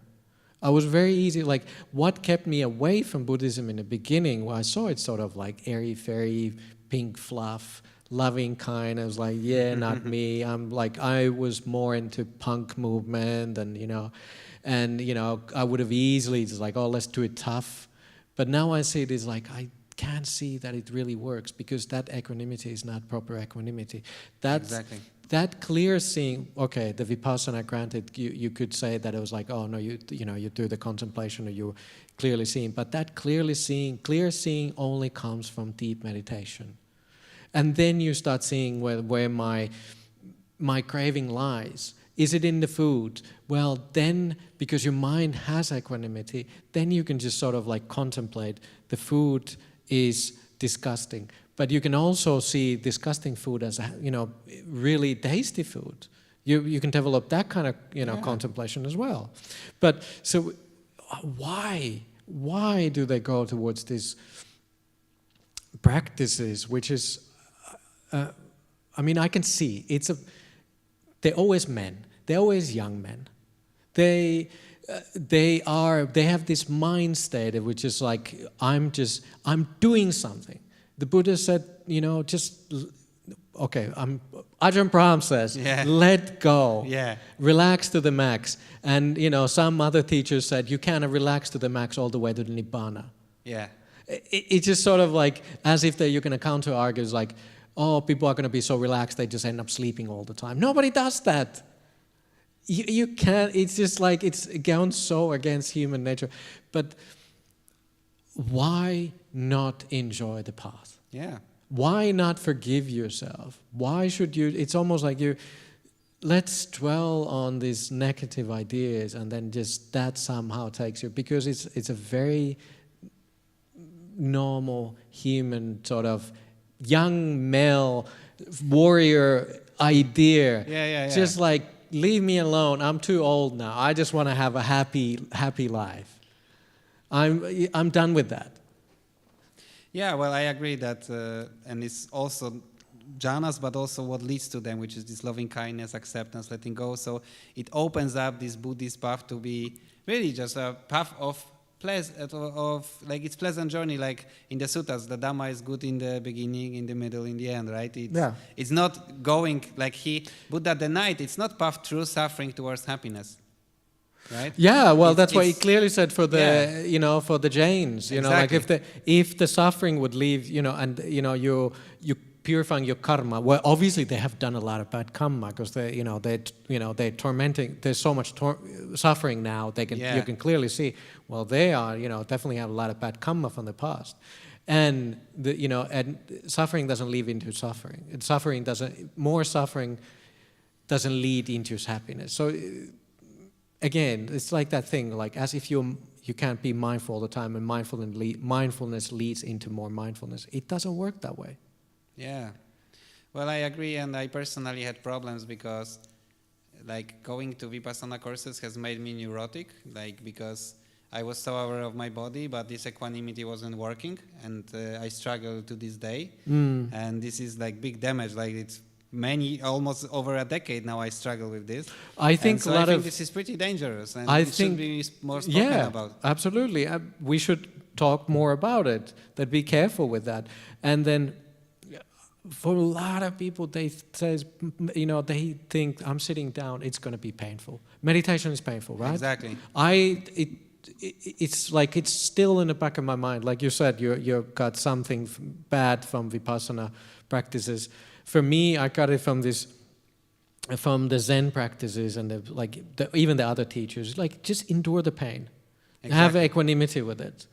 And it was like, so I really need to, every time I'm teaching, it's like, stay away from there, make sure the body's comfortable. Equanimity is more like this kind of thing, and I got this from Ajahn Chef. It's just like, it's like static. Make the body comfortable so it becomes like a static. Exactly. So it's sort of like when there's a static noise, you don't pay attention to that. When there's painful body, you cannot not pay attention to that. And the idea of the making the body comfortable and is like, it becomes this kind of, it's not moving. You're not perceiving. That's the point of sitting meditation. What do you think with sitting meditation? So it's painful? What? Exactly. Whose idea was this? Sitting meditation is so it's comfortable enough that the body becomes static and you don't pay attention to the body. You leave the body behind. You just dwell with the breath. The breath becomes static. You stop dwelling with the mind, which is, i.e., Nimitas. And from there, depending on the effort letting go, you go deeper into the jhanas. Yeah. I think there's in the Apanasati Sutta, right? It's stilling the bodily formation. So stilling is like you're not perceiving anymore. Yeah. Right? And it also, like, personally, I became very softcore to the point some people were mocking me a little bit because every time on every retreat, either if I conduct it, like lead it, or I'm just a guest, then I always sit on the chair, right? And I even do it for for two reasons. One is just kindness to myself. And the second part, I actually want to give people this inspiration that you can sit on the chair as well. Because I've noticed, maybe it's a personal thing, but if I sit too long in cross-legged position, then later I have a little pain there, like because the muscles are so clamped up that it caused me some pain. And why should I endure this? Is it really necessary in meditation that I must endure this pain? So I thought, yeah, I can just as well sit on the chair. The meditation is even deeper because I don't have to struggle so much with my body, and my body is more healthy. And there was even cases that people damage their knees, for example. Yeah, I think this softcore approach is very good. And you always have to remember we have the 4 postures. I don't think it's taught enough. You're right. Yeah. You know, like we have a meditation retreat we just did. You know, I just said go and do a lie down meditation in your own bed, not on the hall, but I like to go into your own bed and just do lying down meditation, or do it in the morning or when you feel rested so you don't fall asleep. But you know, they're there. Use them. But who teaches them? Sadhu, sadhu. I do the same because I have such mind that I never fall asleep when I do a lying down meditation. Yeah. Oh, really? Wow. Yeah, because... Good for you. Well, but I also have not easy time to fall asleep in general, so it's connected. Yeah. Like hyper alert mind all the time. Yeah. But I must say, people... Just because people might see you from the outside that, oh, you're so lazy, you just lay in your bed. But people don't realize that I'm actually meditating within, and it's just cleansed so much of this stress and stuff like that. And try that. I would say one thing about lying down meditation. It's actually when you realize it's you all the time have to move. It's actually, you think you're very comfortable lying down, but there's actually a lot of pressure points that it's hard to lie down long periods without moving. Yeah, it's actually that's why sitting was the sort of like preferred. Yeah. Then you have to have this like letting go that I allow myself to lie longer, and this meditative process is just working. So, well, that's nice. Anyway, you wanna end slowly? Yeah, I could go on for much longer, but you said like we don't have much time. No. I have nowhere to go, but look, half of the audience is gone. We used to have, just for the cameras, we used to have 150 people here. Now there's 1, 2, 3. We can go on. We have 5. From 100 to 50, we went to 5. Yeah. What's the time now? How long are we going now? Like an hour and a half, right? Something like this. So maybe we could... do you have something short when you... Well, I had 2 more questions, but we can leave them for next podcast. We can do it 2 days. Let's do it shortly. You know, just ask me. Shortly? Okay. Let's do this one. Like, what comes to your mind? Okay. So, well, but it won't be short. Like euthanasia? Euthanasia, I'm okay with it. Okay. It's not against Buddhist precepts. And it's not against monastic precept that you say that euthanasia is okay? For me, I can say euthanasia in general is okay. I cannot recommend. I cannot tell something. It's whether it's like what's this body? Just might as well commit it. Euthanasia. That would be. I would commit parajika. I wouldn't be a monk anymore. Yeah. As a general, like I can talk about, it's like a philosophy. I can talk about these kind of things. Okay. In that perspective, fine. I'm for it, and coming from the family perspective, seeing a lot of suffering in the family and all that, and even seeing for myself, I don't think it would be, as you know, in the sutas, it's committed. Monks commit suicides. Yeah, well, that's maybe just a little bit, because I know you're in the situation that your father is ill and other family members.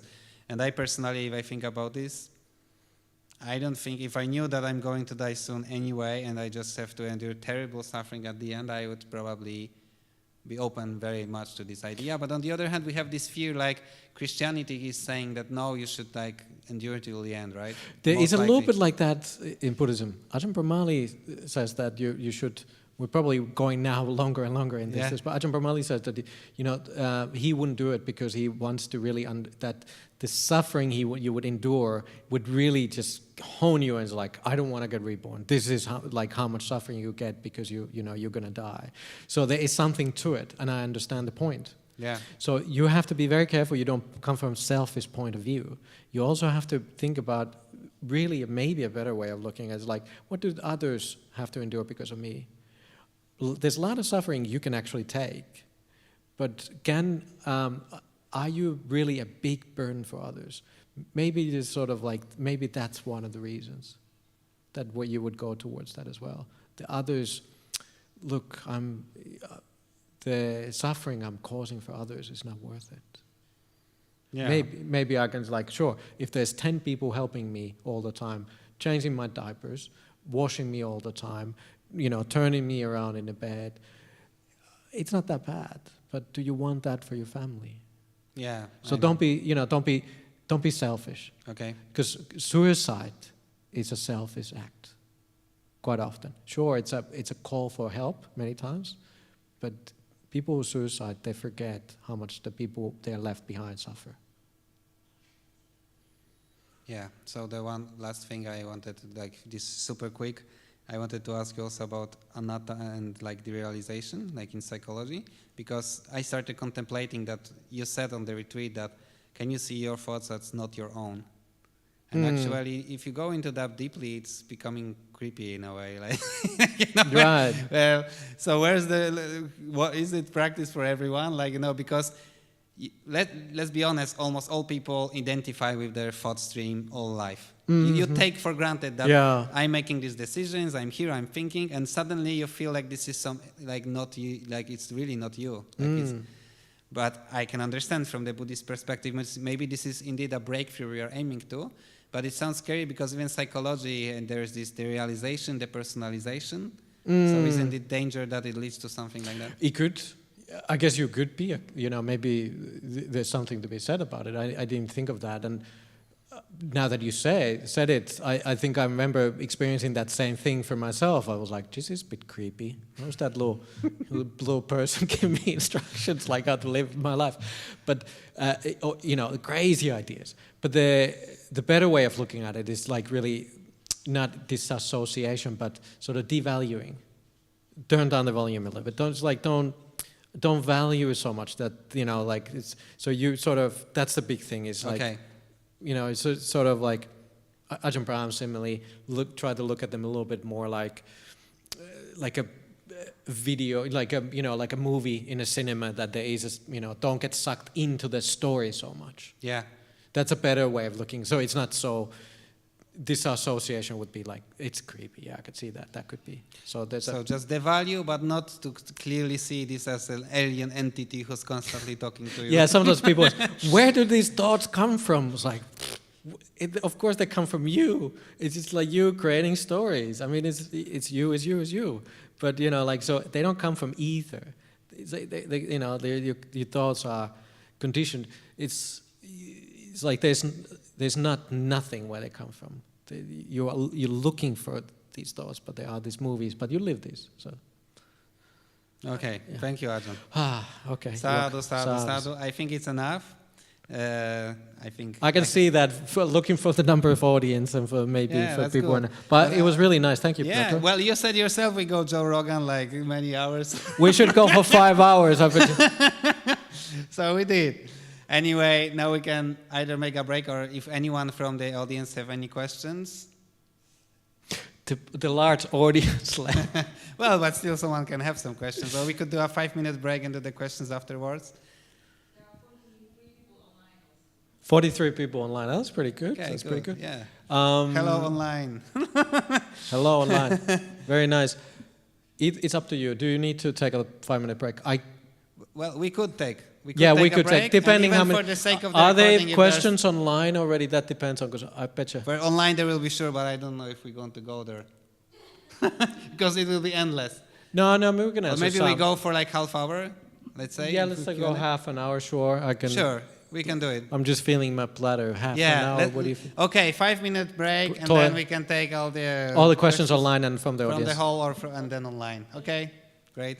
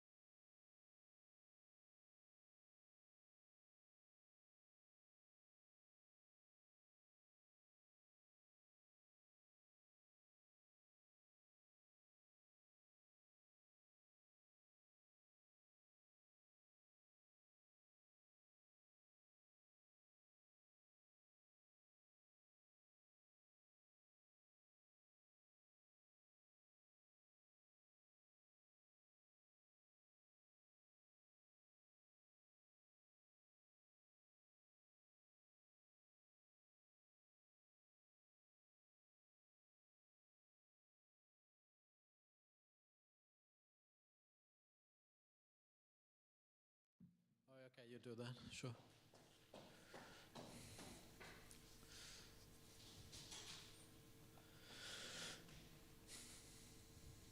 Is there many questions online?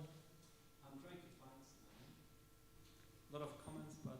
A lot of comments. If you have questions online, please post them there, and we have people reading the questions for us here, so even if they come now, we can take a few.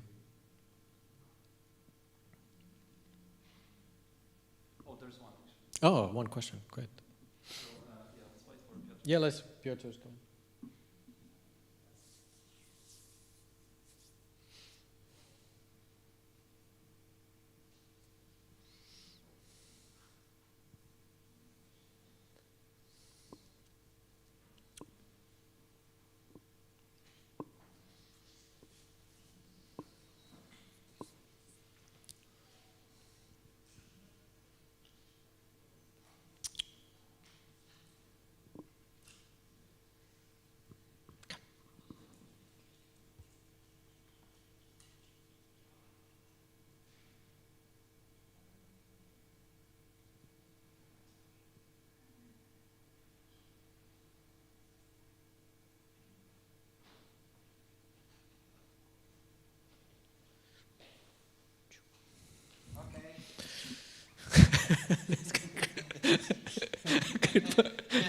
Good move. Okay, let's ignore that.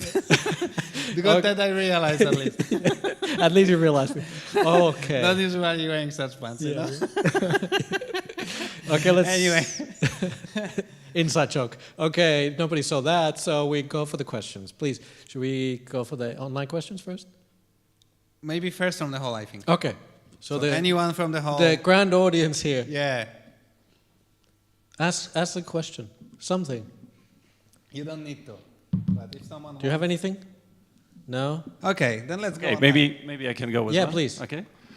So I've just recently, actually, 2 days ago, I think there was like reportable like, World Happiness Report, you know, and I just found it interesting that the most happy country is Finland. And 8 times in row. 8 times in row. And I find it, of course, this is like very bizarre, isn't it? Very relative, but I find it fascinating that I've met a lot of Finnish people, and you seem to be more Australian than Finnish in your. So I'm just curious.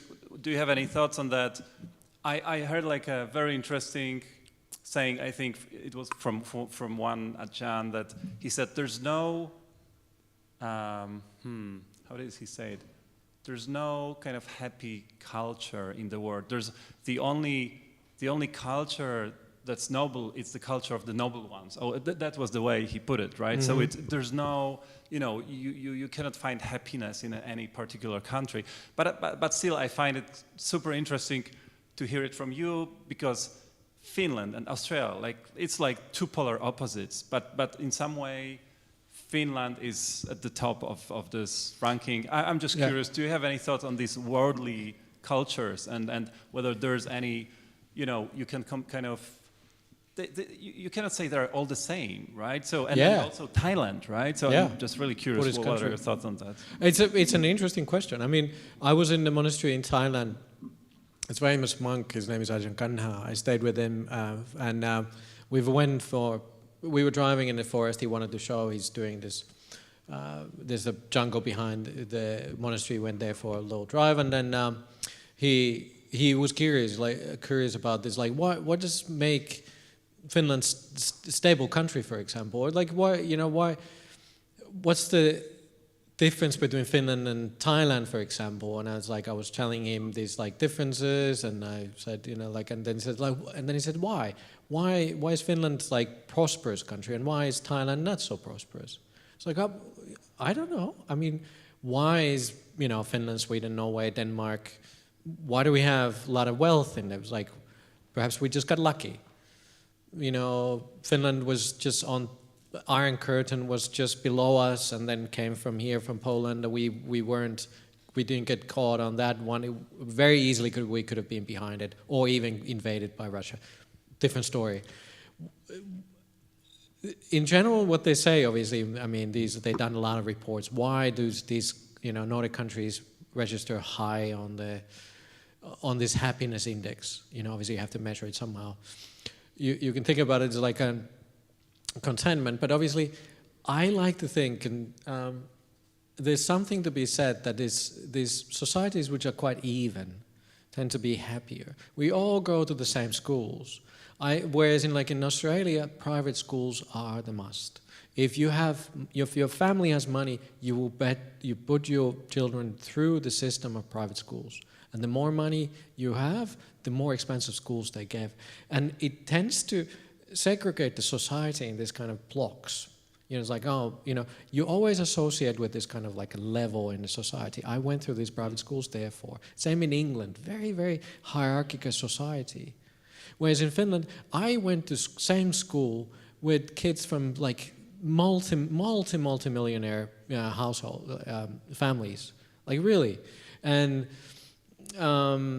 we go through the same system. So I know the kids who's, when Nokia was big, I knew the children from that, whose father was really high-ranking Nokia top, like working with the CEO, meeting him and all that, and then like they made a lot of money, whereas my family's, we farm potatoes, and like my dad's a construction worker, mom's a cleaner, and so the system is very even, and what keeps the system even is, so don't allow private schools, don't allow private hospitals. It's more and more starting to creep in, but hopefully it won't, because it starts to divide the society. Keep taxes quite high and make sure people pay taxes. Taxes are one way, the best way to level society. Americans hate it. They don't want to have that. They have this American dream, like if we don't pay taxes, there's something you can make it somewhere. And a lot of people, if you make a lot of money, you don't have to pay a lot of taxes. Having lived there, I know how the society works. Whereas in Finland, the progressive taxes get very steep very quickly after you start earning over 100,000 euros, 200,000. You pay a lot of taxes. But people don't hate it because they know they get the money back. So the society is stable. Stable society tends to rank high in those. If you feel safe and the society is stable, that's why Nordic countries are there. Why do some countries, like why are Nordic countries quite socialistic, for example? We always had, for a long time, we had a quite socialistic parliament. I don't know, where does it come from? We tend to be, as a society, quite, that we take care of each other. That's just the Finnish mentality. We were always that. But these are tough questions. Why are Polish people what they are? Like why are Thai society what it is? It should be prosperous, happy country. They're Buddhist after all. Some things are very good in Thailand. They have a very open attitude towards different sexualities, for example. In Thailand, you go on streets and they have these what they call ladyboys. They think they're nice, they're happy. They're cheerful. Like we like them. Poland, somebody dresses as a cross-dressing person, and people are like they shouldn't be doing that. It's not conservative. Some things are good in some countries, and some other things are not good. But I'm going to go there next week. I'm going to the happiest place on earth. It was like, whoa, it'd be wonderful. But it's not that different, actually. Yeah. Have you mentioned the sauna? Sauna is a big thing, yeah. Only Finnish word which everybody knows is actually a Finnish word, sauna. And if anything we need to import from Finland, it's like Nokia phones are now gone, but sauna is still a big thing, and I can see that it's coming. So yeah, it's a big thing. It's an interesting thing for actually, people don't realize, but nakedness is quite acceptable for Finns. I've been going to the sauna since I was a kid with my whole family, and then so I don't, like my mom walks naked. I'm not like, flabbergasted. She doesn't do that, which I shouldn't embarrass my mom. She doesn't do that at home that often, but she comes to sauna sometimes. Or like I've been going to the sauna with my father, my brother, my uncles. Everybody's always naked. I'm so used to it, and it's actually very nice in that sense that it's a very practical asuba to see what. That's what happens when, grandfather is 80 years old and you're like, wow. And then you realize, yeah, that's going to happen to me as well. So, yeah, in many ways, sauna is good, not just. Sauna is the path to enlightenment. I think so. It's very close. Both samatha and vipassana. And sauna. Samatha, vipassana, and sauna. Yeah, exactly. Combined, you have to have the third one. Okay. I think we have just encouraged people to ask questions because now we have a lot of questions. Oh, Okay. good. So let's go for till like maybe 9 p.m. So 20 minutes. Oh, really? Is it that late? Or? Yeah. Oh, okay. Okay, let's answer questions. Great. Sure. In Polish, and you'll translate, yeah? Or- Yeah, I guess. Oh, no, tak, yeah. if they're in English, they might as well read them. Yeah. they are mixed. So I can read in the original. Yeah, original, okay. yes. So the first one is Polish. Jak możemy jednocześnie praktykować miłosierdzie i wdzięczność rodzica, gdy jedna strona jest toksyczna? Do rodziców, tak? Okay, so how can we practice loving kindness and gratitude towards our parents when one of them is toxic, right? Or one side is toxic. Yeah, so yeah. One side, Yeah, yes. one side. Probably they mean the it just parent. means the one, either mom or dad is toxic or something.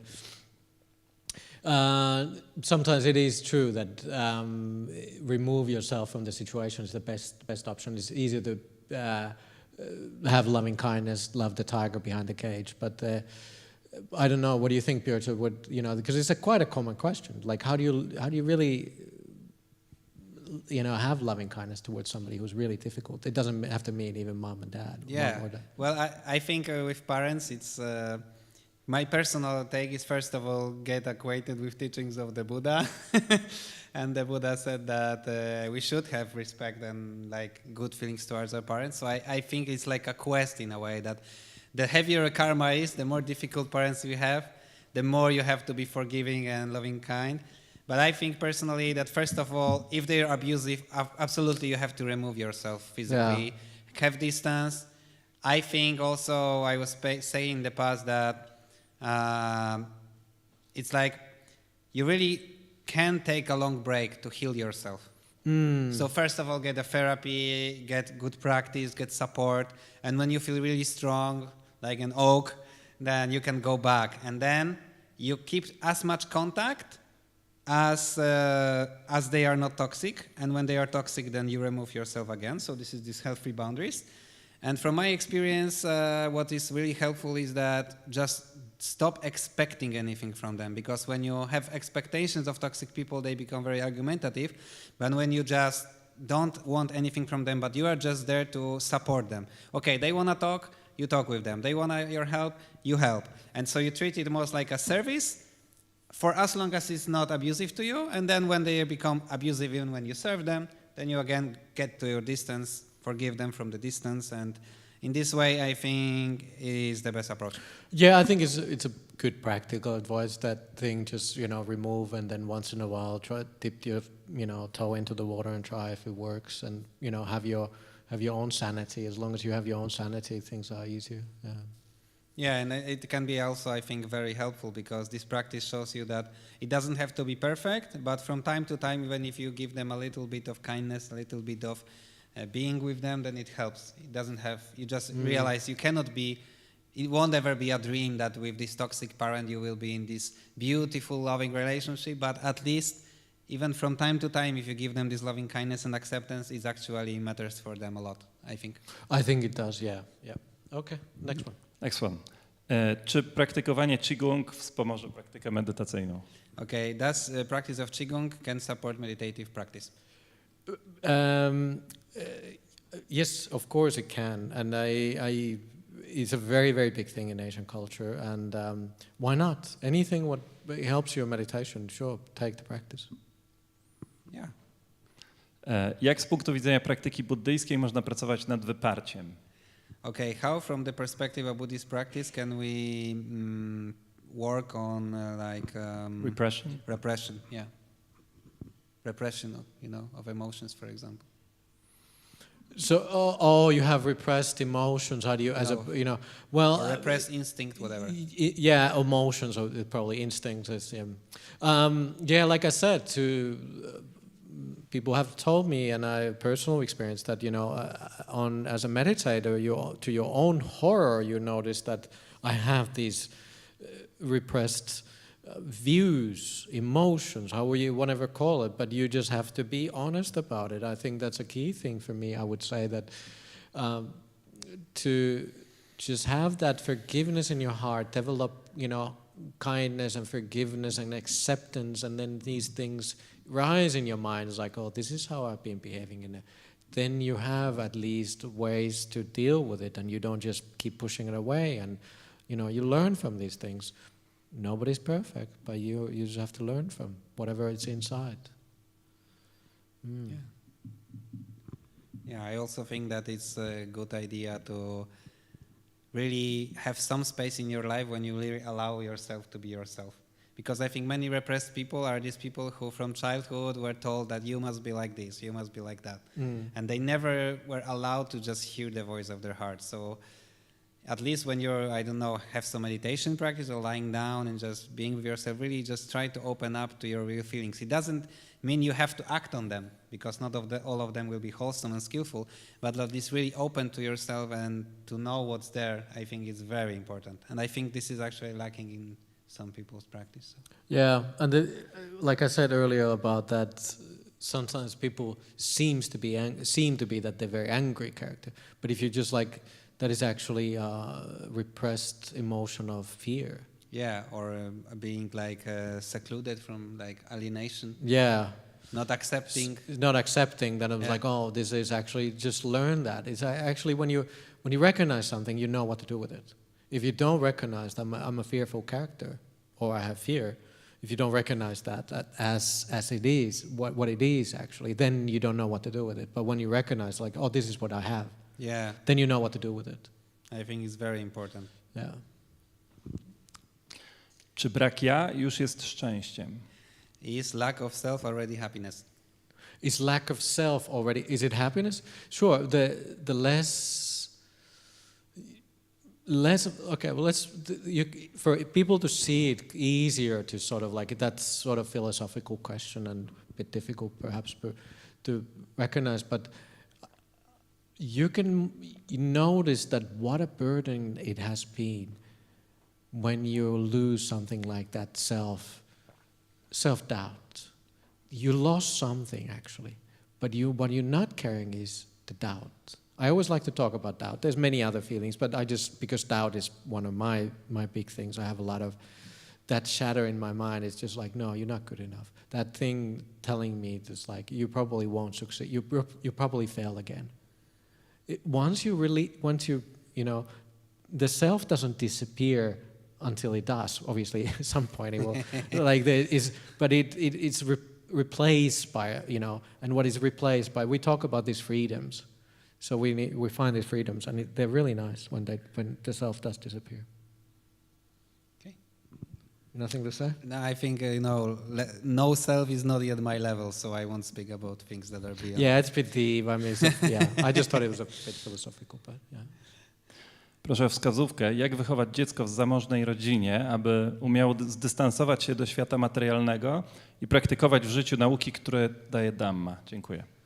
Okay, so the question is when a kid comes from a wealthy family, how to raise it so it doesn't grow attached to material things and wants to practice Dhamma.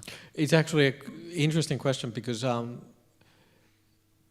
why is it interesting? Because we actually come across these in certain countries quite often. Singapore is one of them, where the parents a lot of people are worried about it. I mean, it's I never thought about it until I start seeing these children, because I've been in some places, just stick with the Singapore, for example. These children, quite often, they have nannies, quite often, let's say almost always, especially when anybody's a little bit wealthier, they have nannies for the children, they have live-in maids in the household, which always do all the cleaning, everything. And these people, they don't see the servants in the house anymore. You stop seeing them. They become like a furniture. And you can see how they treat them as if they're not humans. And it's almost like how can you not fall into this, because you grew up with that. Your bed was always made for you. everything was provided. You don't feel any gratitude for this person anymore because they've always been there. They're always going to be doing that. So perhaps how to teach your children that kind of, it's hard to say you should be respectful, but you should be teaching that. In yourself, you should be always looking at it like, I respect that person. Sure, they are just a gardener in my house. We're quite wealthy. We get others to take care of our garden. But I should go and say, how are you? Do you need some water? Something. You show the respect. The children learn. You don't, obviously wealthy people do these kind of things like I don't just give them money, and so that's one good thing to do is don't just give them time. Because quite often people coming from wealthy families who grew up with that, they said, Mom and Dad never had time. They just give us money. They're busy. They have them, they just go traveling somewhere, or Dad's all the time working. But what they actually needed is time with their family. The children learn compassion, kindness, care from their parents, their grandparents, their immediate family. That's where you learn what it feels when somebody takes care of it. But if they're not there, you cannot learn really that compassion from your nanny or your housemaid. It just doesn't work like that. So always remember, give children time. They learn compassion from you, from your acts. So you are a respectful person, they will become that. So they imitate and all that. Obviously, you try your best to tell them like, look, this is our values and all those things. But it really, you have to possess those values. Yeah, I would say that first of all, to try to show them Dhamma in a fun way, depends on the age of the kid, but there are these many fun books for kids for meditation. Maybe show them meditation. If they are older, then maybe show them some texts, like more interesting texts like Dhammapada, because then you are planting these seeds. The second is I totally agree with Ajahn that just teach through example of your own conduct. And the third thing I want to add is actually wealth can be helpful, because then when you have everything, you can get quicker in disillusionment. Because no matter how many sensual things you consume, you will see that it doesn't lead to happiness eventually. And there is, I don't know which Ajahn I talked about this, but some Ajahn has agreed with me that when you are still cannot allow yourself to have something, you still think, maybe if I had it, I will be happy. But wealthy person can get everything at a certain point, so then they can see that actually, okay, this happiness lasts only for a second, not second, but for a while, and then it's gone. And so I know personally one such person who is very rich, and he got disillusioned with this all, because he just seen after some time, no matter how many things he consumed, he's still not happy. So it can be helpful in a way. Yeah, I think it ties into that, perhaps, that lead by example, but become a generous person, and then the children learn that. It's a nice, even those are just conditioned things, and it's like if your children observe that, no, we are a generous family. Yeah. They would just sort of pick it up, and it's like, oh, this is what we do, and it's a really nice feeling. It really overrides that kind of it's like nothing feels like anything. That's the worst thing you see sometimes. These kids, it's just almost like they don't feel anything.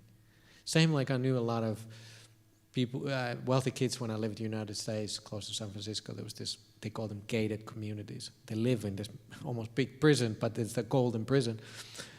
They just have this blank face. They end up filling that feeling nothing with drugs. Yeah, and also I think Buddhism never condemns wealth, right?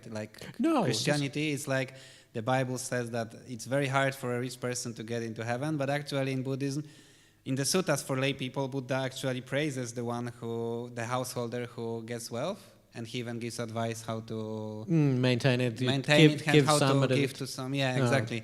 So this is also important that Buddhism doesn't. You shouldn't feel guilty about being wealthy. No, but it brings a lot of responsibility. Yeah, yeah. Okay. 4 left. Okay. Ajahn, jakie rady dałbyś osobie, która ma bardzo dużo empatii, pomaga dużej ilości osób w potrzebie, ale przez to mocno cierpi, widząc chociażby schorowane osoby, którym pomaga, lub widzi, że osoby, którym ktoś bardzo pomógł, nie potrafią docenić osoby, której im pomagała, a teraz ta sama osoba, która robiła dużo dobrego, jest bardzo blisko śmierci i widzi, że te osoby zapomniały o niej. Okay, so I will just shorten it. That the question is about what advice you have for a very empathetic person. Pathetic. Empathetic. Empathetic. Like empathy, who has Yeah. a lot of this compassion, but which goes into this compassionate suffering in a way, right? The That doormat, you mean? you suffer with others because you Ah. see others suffering and you're so empathetic that you Right. suffer as well. Or for example, you see that someone is ungrateful to someone, or you see that someone's very good person but they are still very sick and you feel very bad for this person. So someone, I get this question, as someone is overwhelmed by this suffering, It's- because of their empathy. Yeah, quite a common question. So, interestingly enough, it's quite a common question that you get sucked into, like, and I can relate to that. When I was younger, I always had my dad, as for example, when he was sick, I thought I wish I could take his sickness. He had really bad back pain. I remember one period, and I was just really thinking, I wish I could somehow take it. But so we have to understand that those kind of wishes don't come through. You cannot take other people's suffering. You just cannot take it. Yeah. So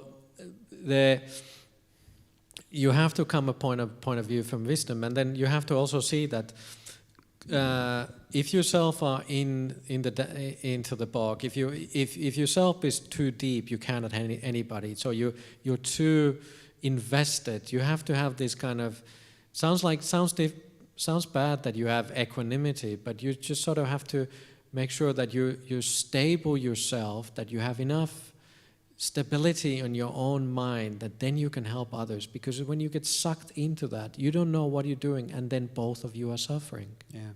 So you have to stand yourself a little bit more on the firm ground until you can pull, and then you can pull somebody away from the suffering a little bit. You can only do so much for others. That's what you start realizing as well, because honestly, most of the time people come to talk to us, they have problems. Most of the time people don't say, my life is good. Well, great. It's like, no, somebody left me. Like all these things, sicknesses, death, relationship problems all the time. That's what you hear as a monk. But you have to see that it's dangerous. So there is compassion, but the danger for compassion is that you get sucked into it. So try to develop more kindness towards yourself first. Like, don't watch negative news, for example, if that sucks you in. That, like, and if people tend to, misery loves company, an English term. People who are miserable, they want you to be miserable with them. Sometimes you just sort of like, I can't take it. Don't get sucked into that misery. And Ajahn Brahm's saying, if there's something you can do about it, do something. If there's nothing you can do about it, do nothing. Meaning, meditate, have time with yourself, by yourself, develop good qualities in your own mind. By all means, if you can help something, please do it. Even just the tiniest thing is good. But don't lose yourself into it. Mothers tend to, for example, another thing, sorry to go for long, but mothers tend to sacrifice a lot. Mothers lose themselves into motherhood. They don't know who they are themselves anymore. When the kids grow up, they feel, who am I? I've been a mother for 20 years. Who am I? Who was I? Don't lose yourself into these roles. Make sure you don't have that kind of role.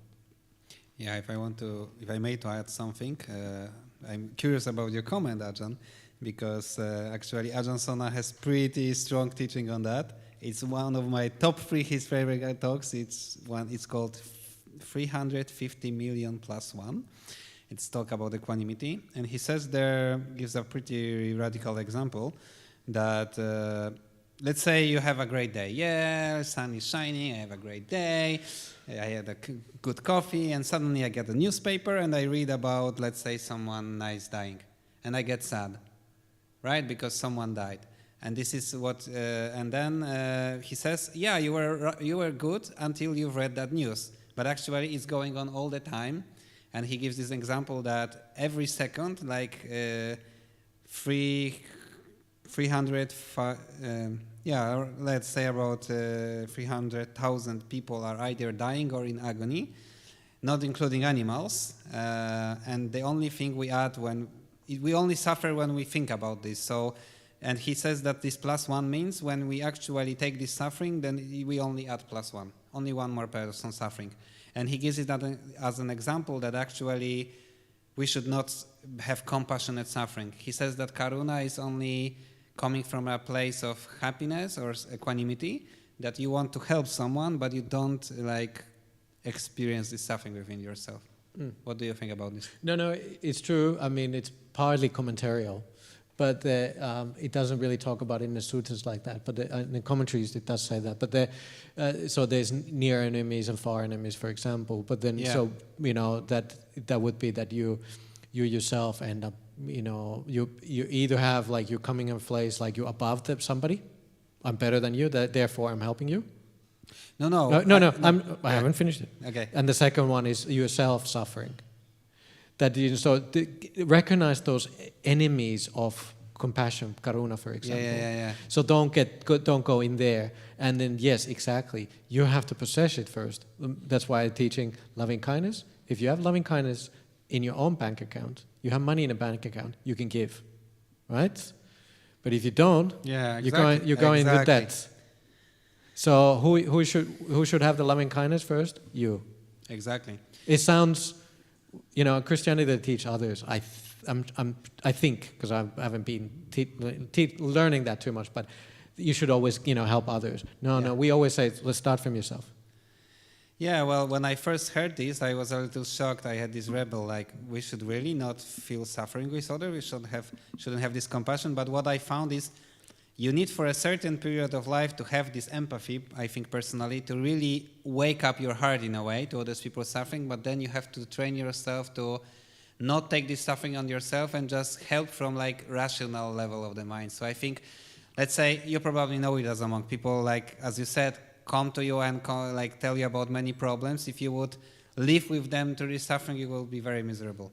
But you probably can listen to them. You perfectly understand where they are at. You don't feel it so much yourself. You're equanimous, but you, from your heart, from your mind, you give advice. So this is something like that. Yeah, right? and exactly right. I give you an example of this learning. Sometimes you have to, when you learn it really, when somebody you really care suffers. I've really learned compassion through the suffering of my father. It's on your face. You really wish you could do something. Somebody's really close to you, and you understand this. You try to alleviate their pain any which way, and you do something for them, and you have the compassion grows from those. So learn that. Sometimes you have to go through that hardship, and and that's where you grow. Yeah, I agree. Yeah. Okay. Ile zostało? 3. 3, okay. We want to go all 3? We do it quickly again. Okay, 3 more quickly. Is it time? Yeah. All right. Oh, So the first one, are nimitas always unexpected or evoked? They're both. They're both. They sort of come behind the bushes sometimes a little bit. They start shimmering, for example, and then it's sort of you don't even know it was nimitta until somebody tells you, no, that's nimitta.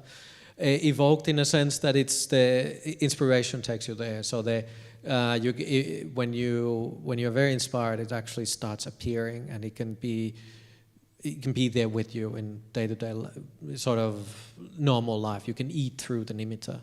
So you evoked it, and it was just you just saw. Yeah, evoked the inspiration. Starts. You conditioned it to arise. Yeah. Okay. Does ayahuasca can be treated? can ayahuasca, I guess, be treated as natural medicine for mental illness? Is it against Buddha's teaching to use it? I think ayahuasca is a bit of a strong medicine for mental illness. Be very careful if you have mental illnesses to go towards this kind of psychedelics. They, like I said, sometimes it's like a rocket ship and you think it's going to go somewhere, but you don't know where it's going to land. It's really difficult. People, when you have mental problems, let's just say normal depression, and you're just like, you really want to get rid of it. It's just like you take any means to try. So my word is not going to stop you or make you go towards that. But it's really difficult to those very strong hallucinogens. It's very difficult to integrate what you learn from there into day-to-day life. Will it kick you out of your mental?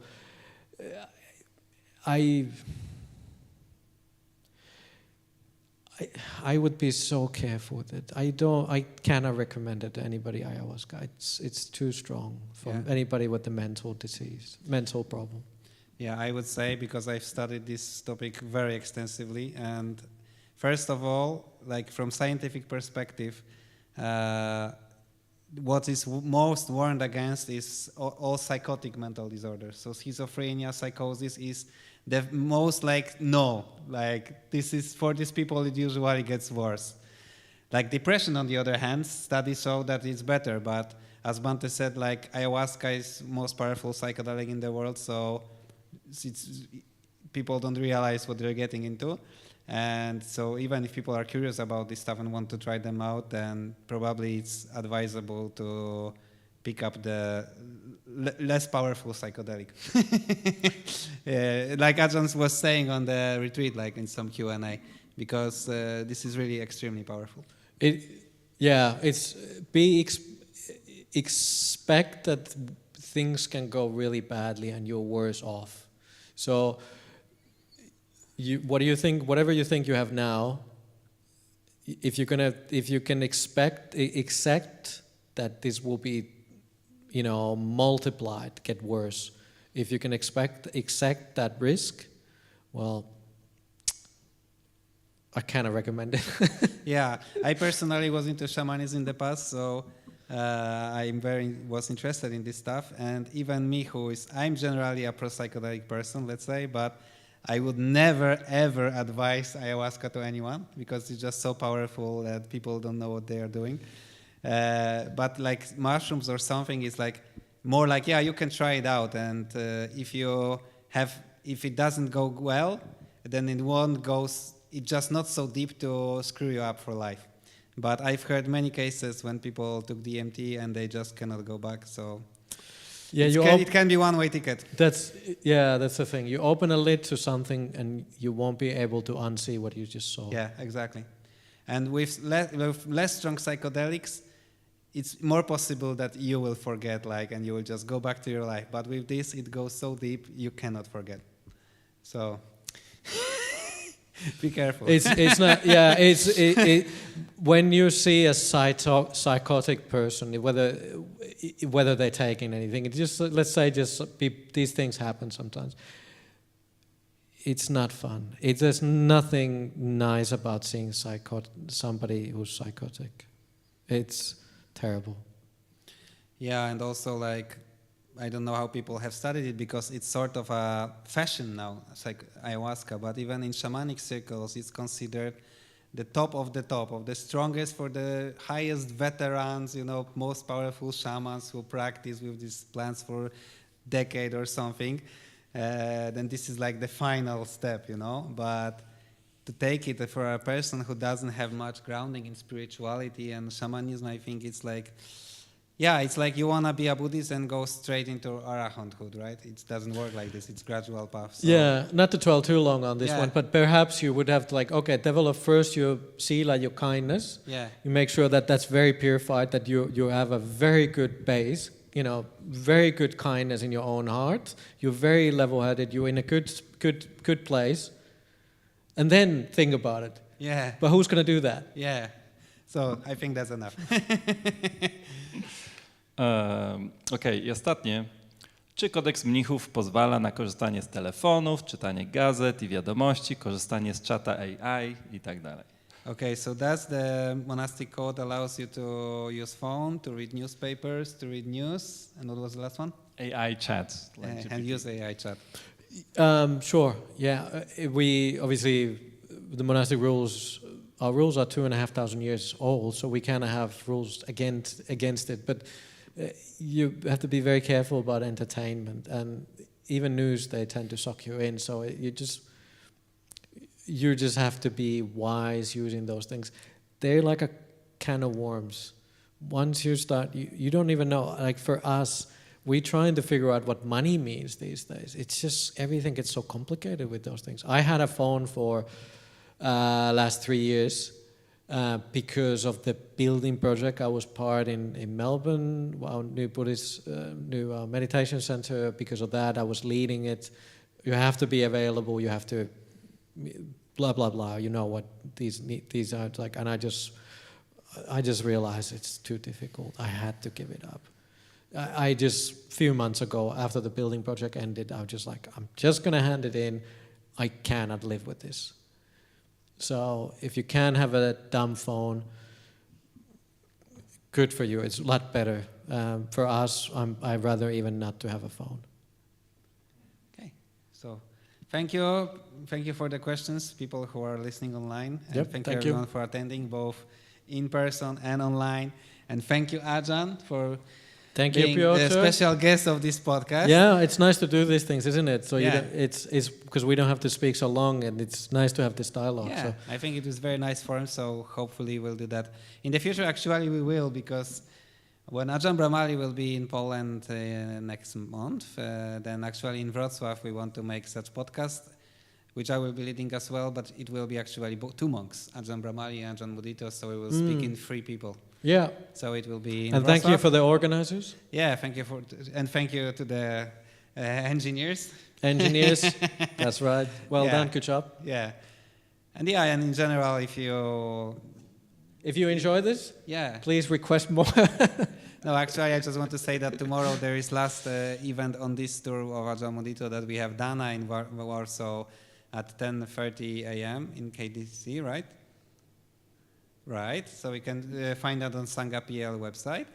And also next month we have many events with Ajahn Mudito and Ajahn Brahmali, which you will be also advertised on Sangha.pl and many other Buddhist websites. So thank you. Thank you. And have a good evening, good night, everyone. Thank you. Sadhu, Sadhu, sadhu, sadhu. sadhu.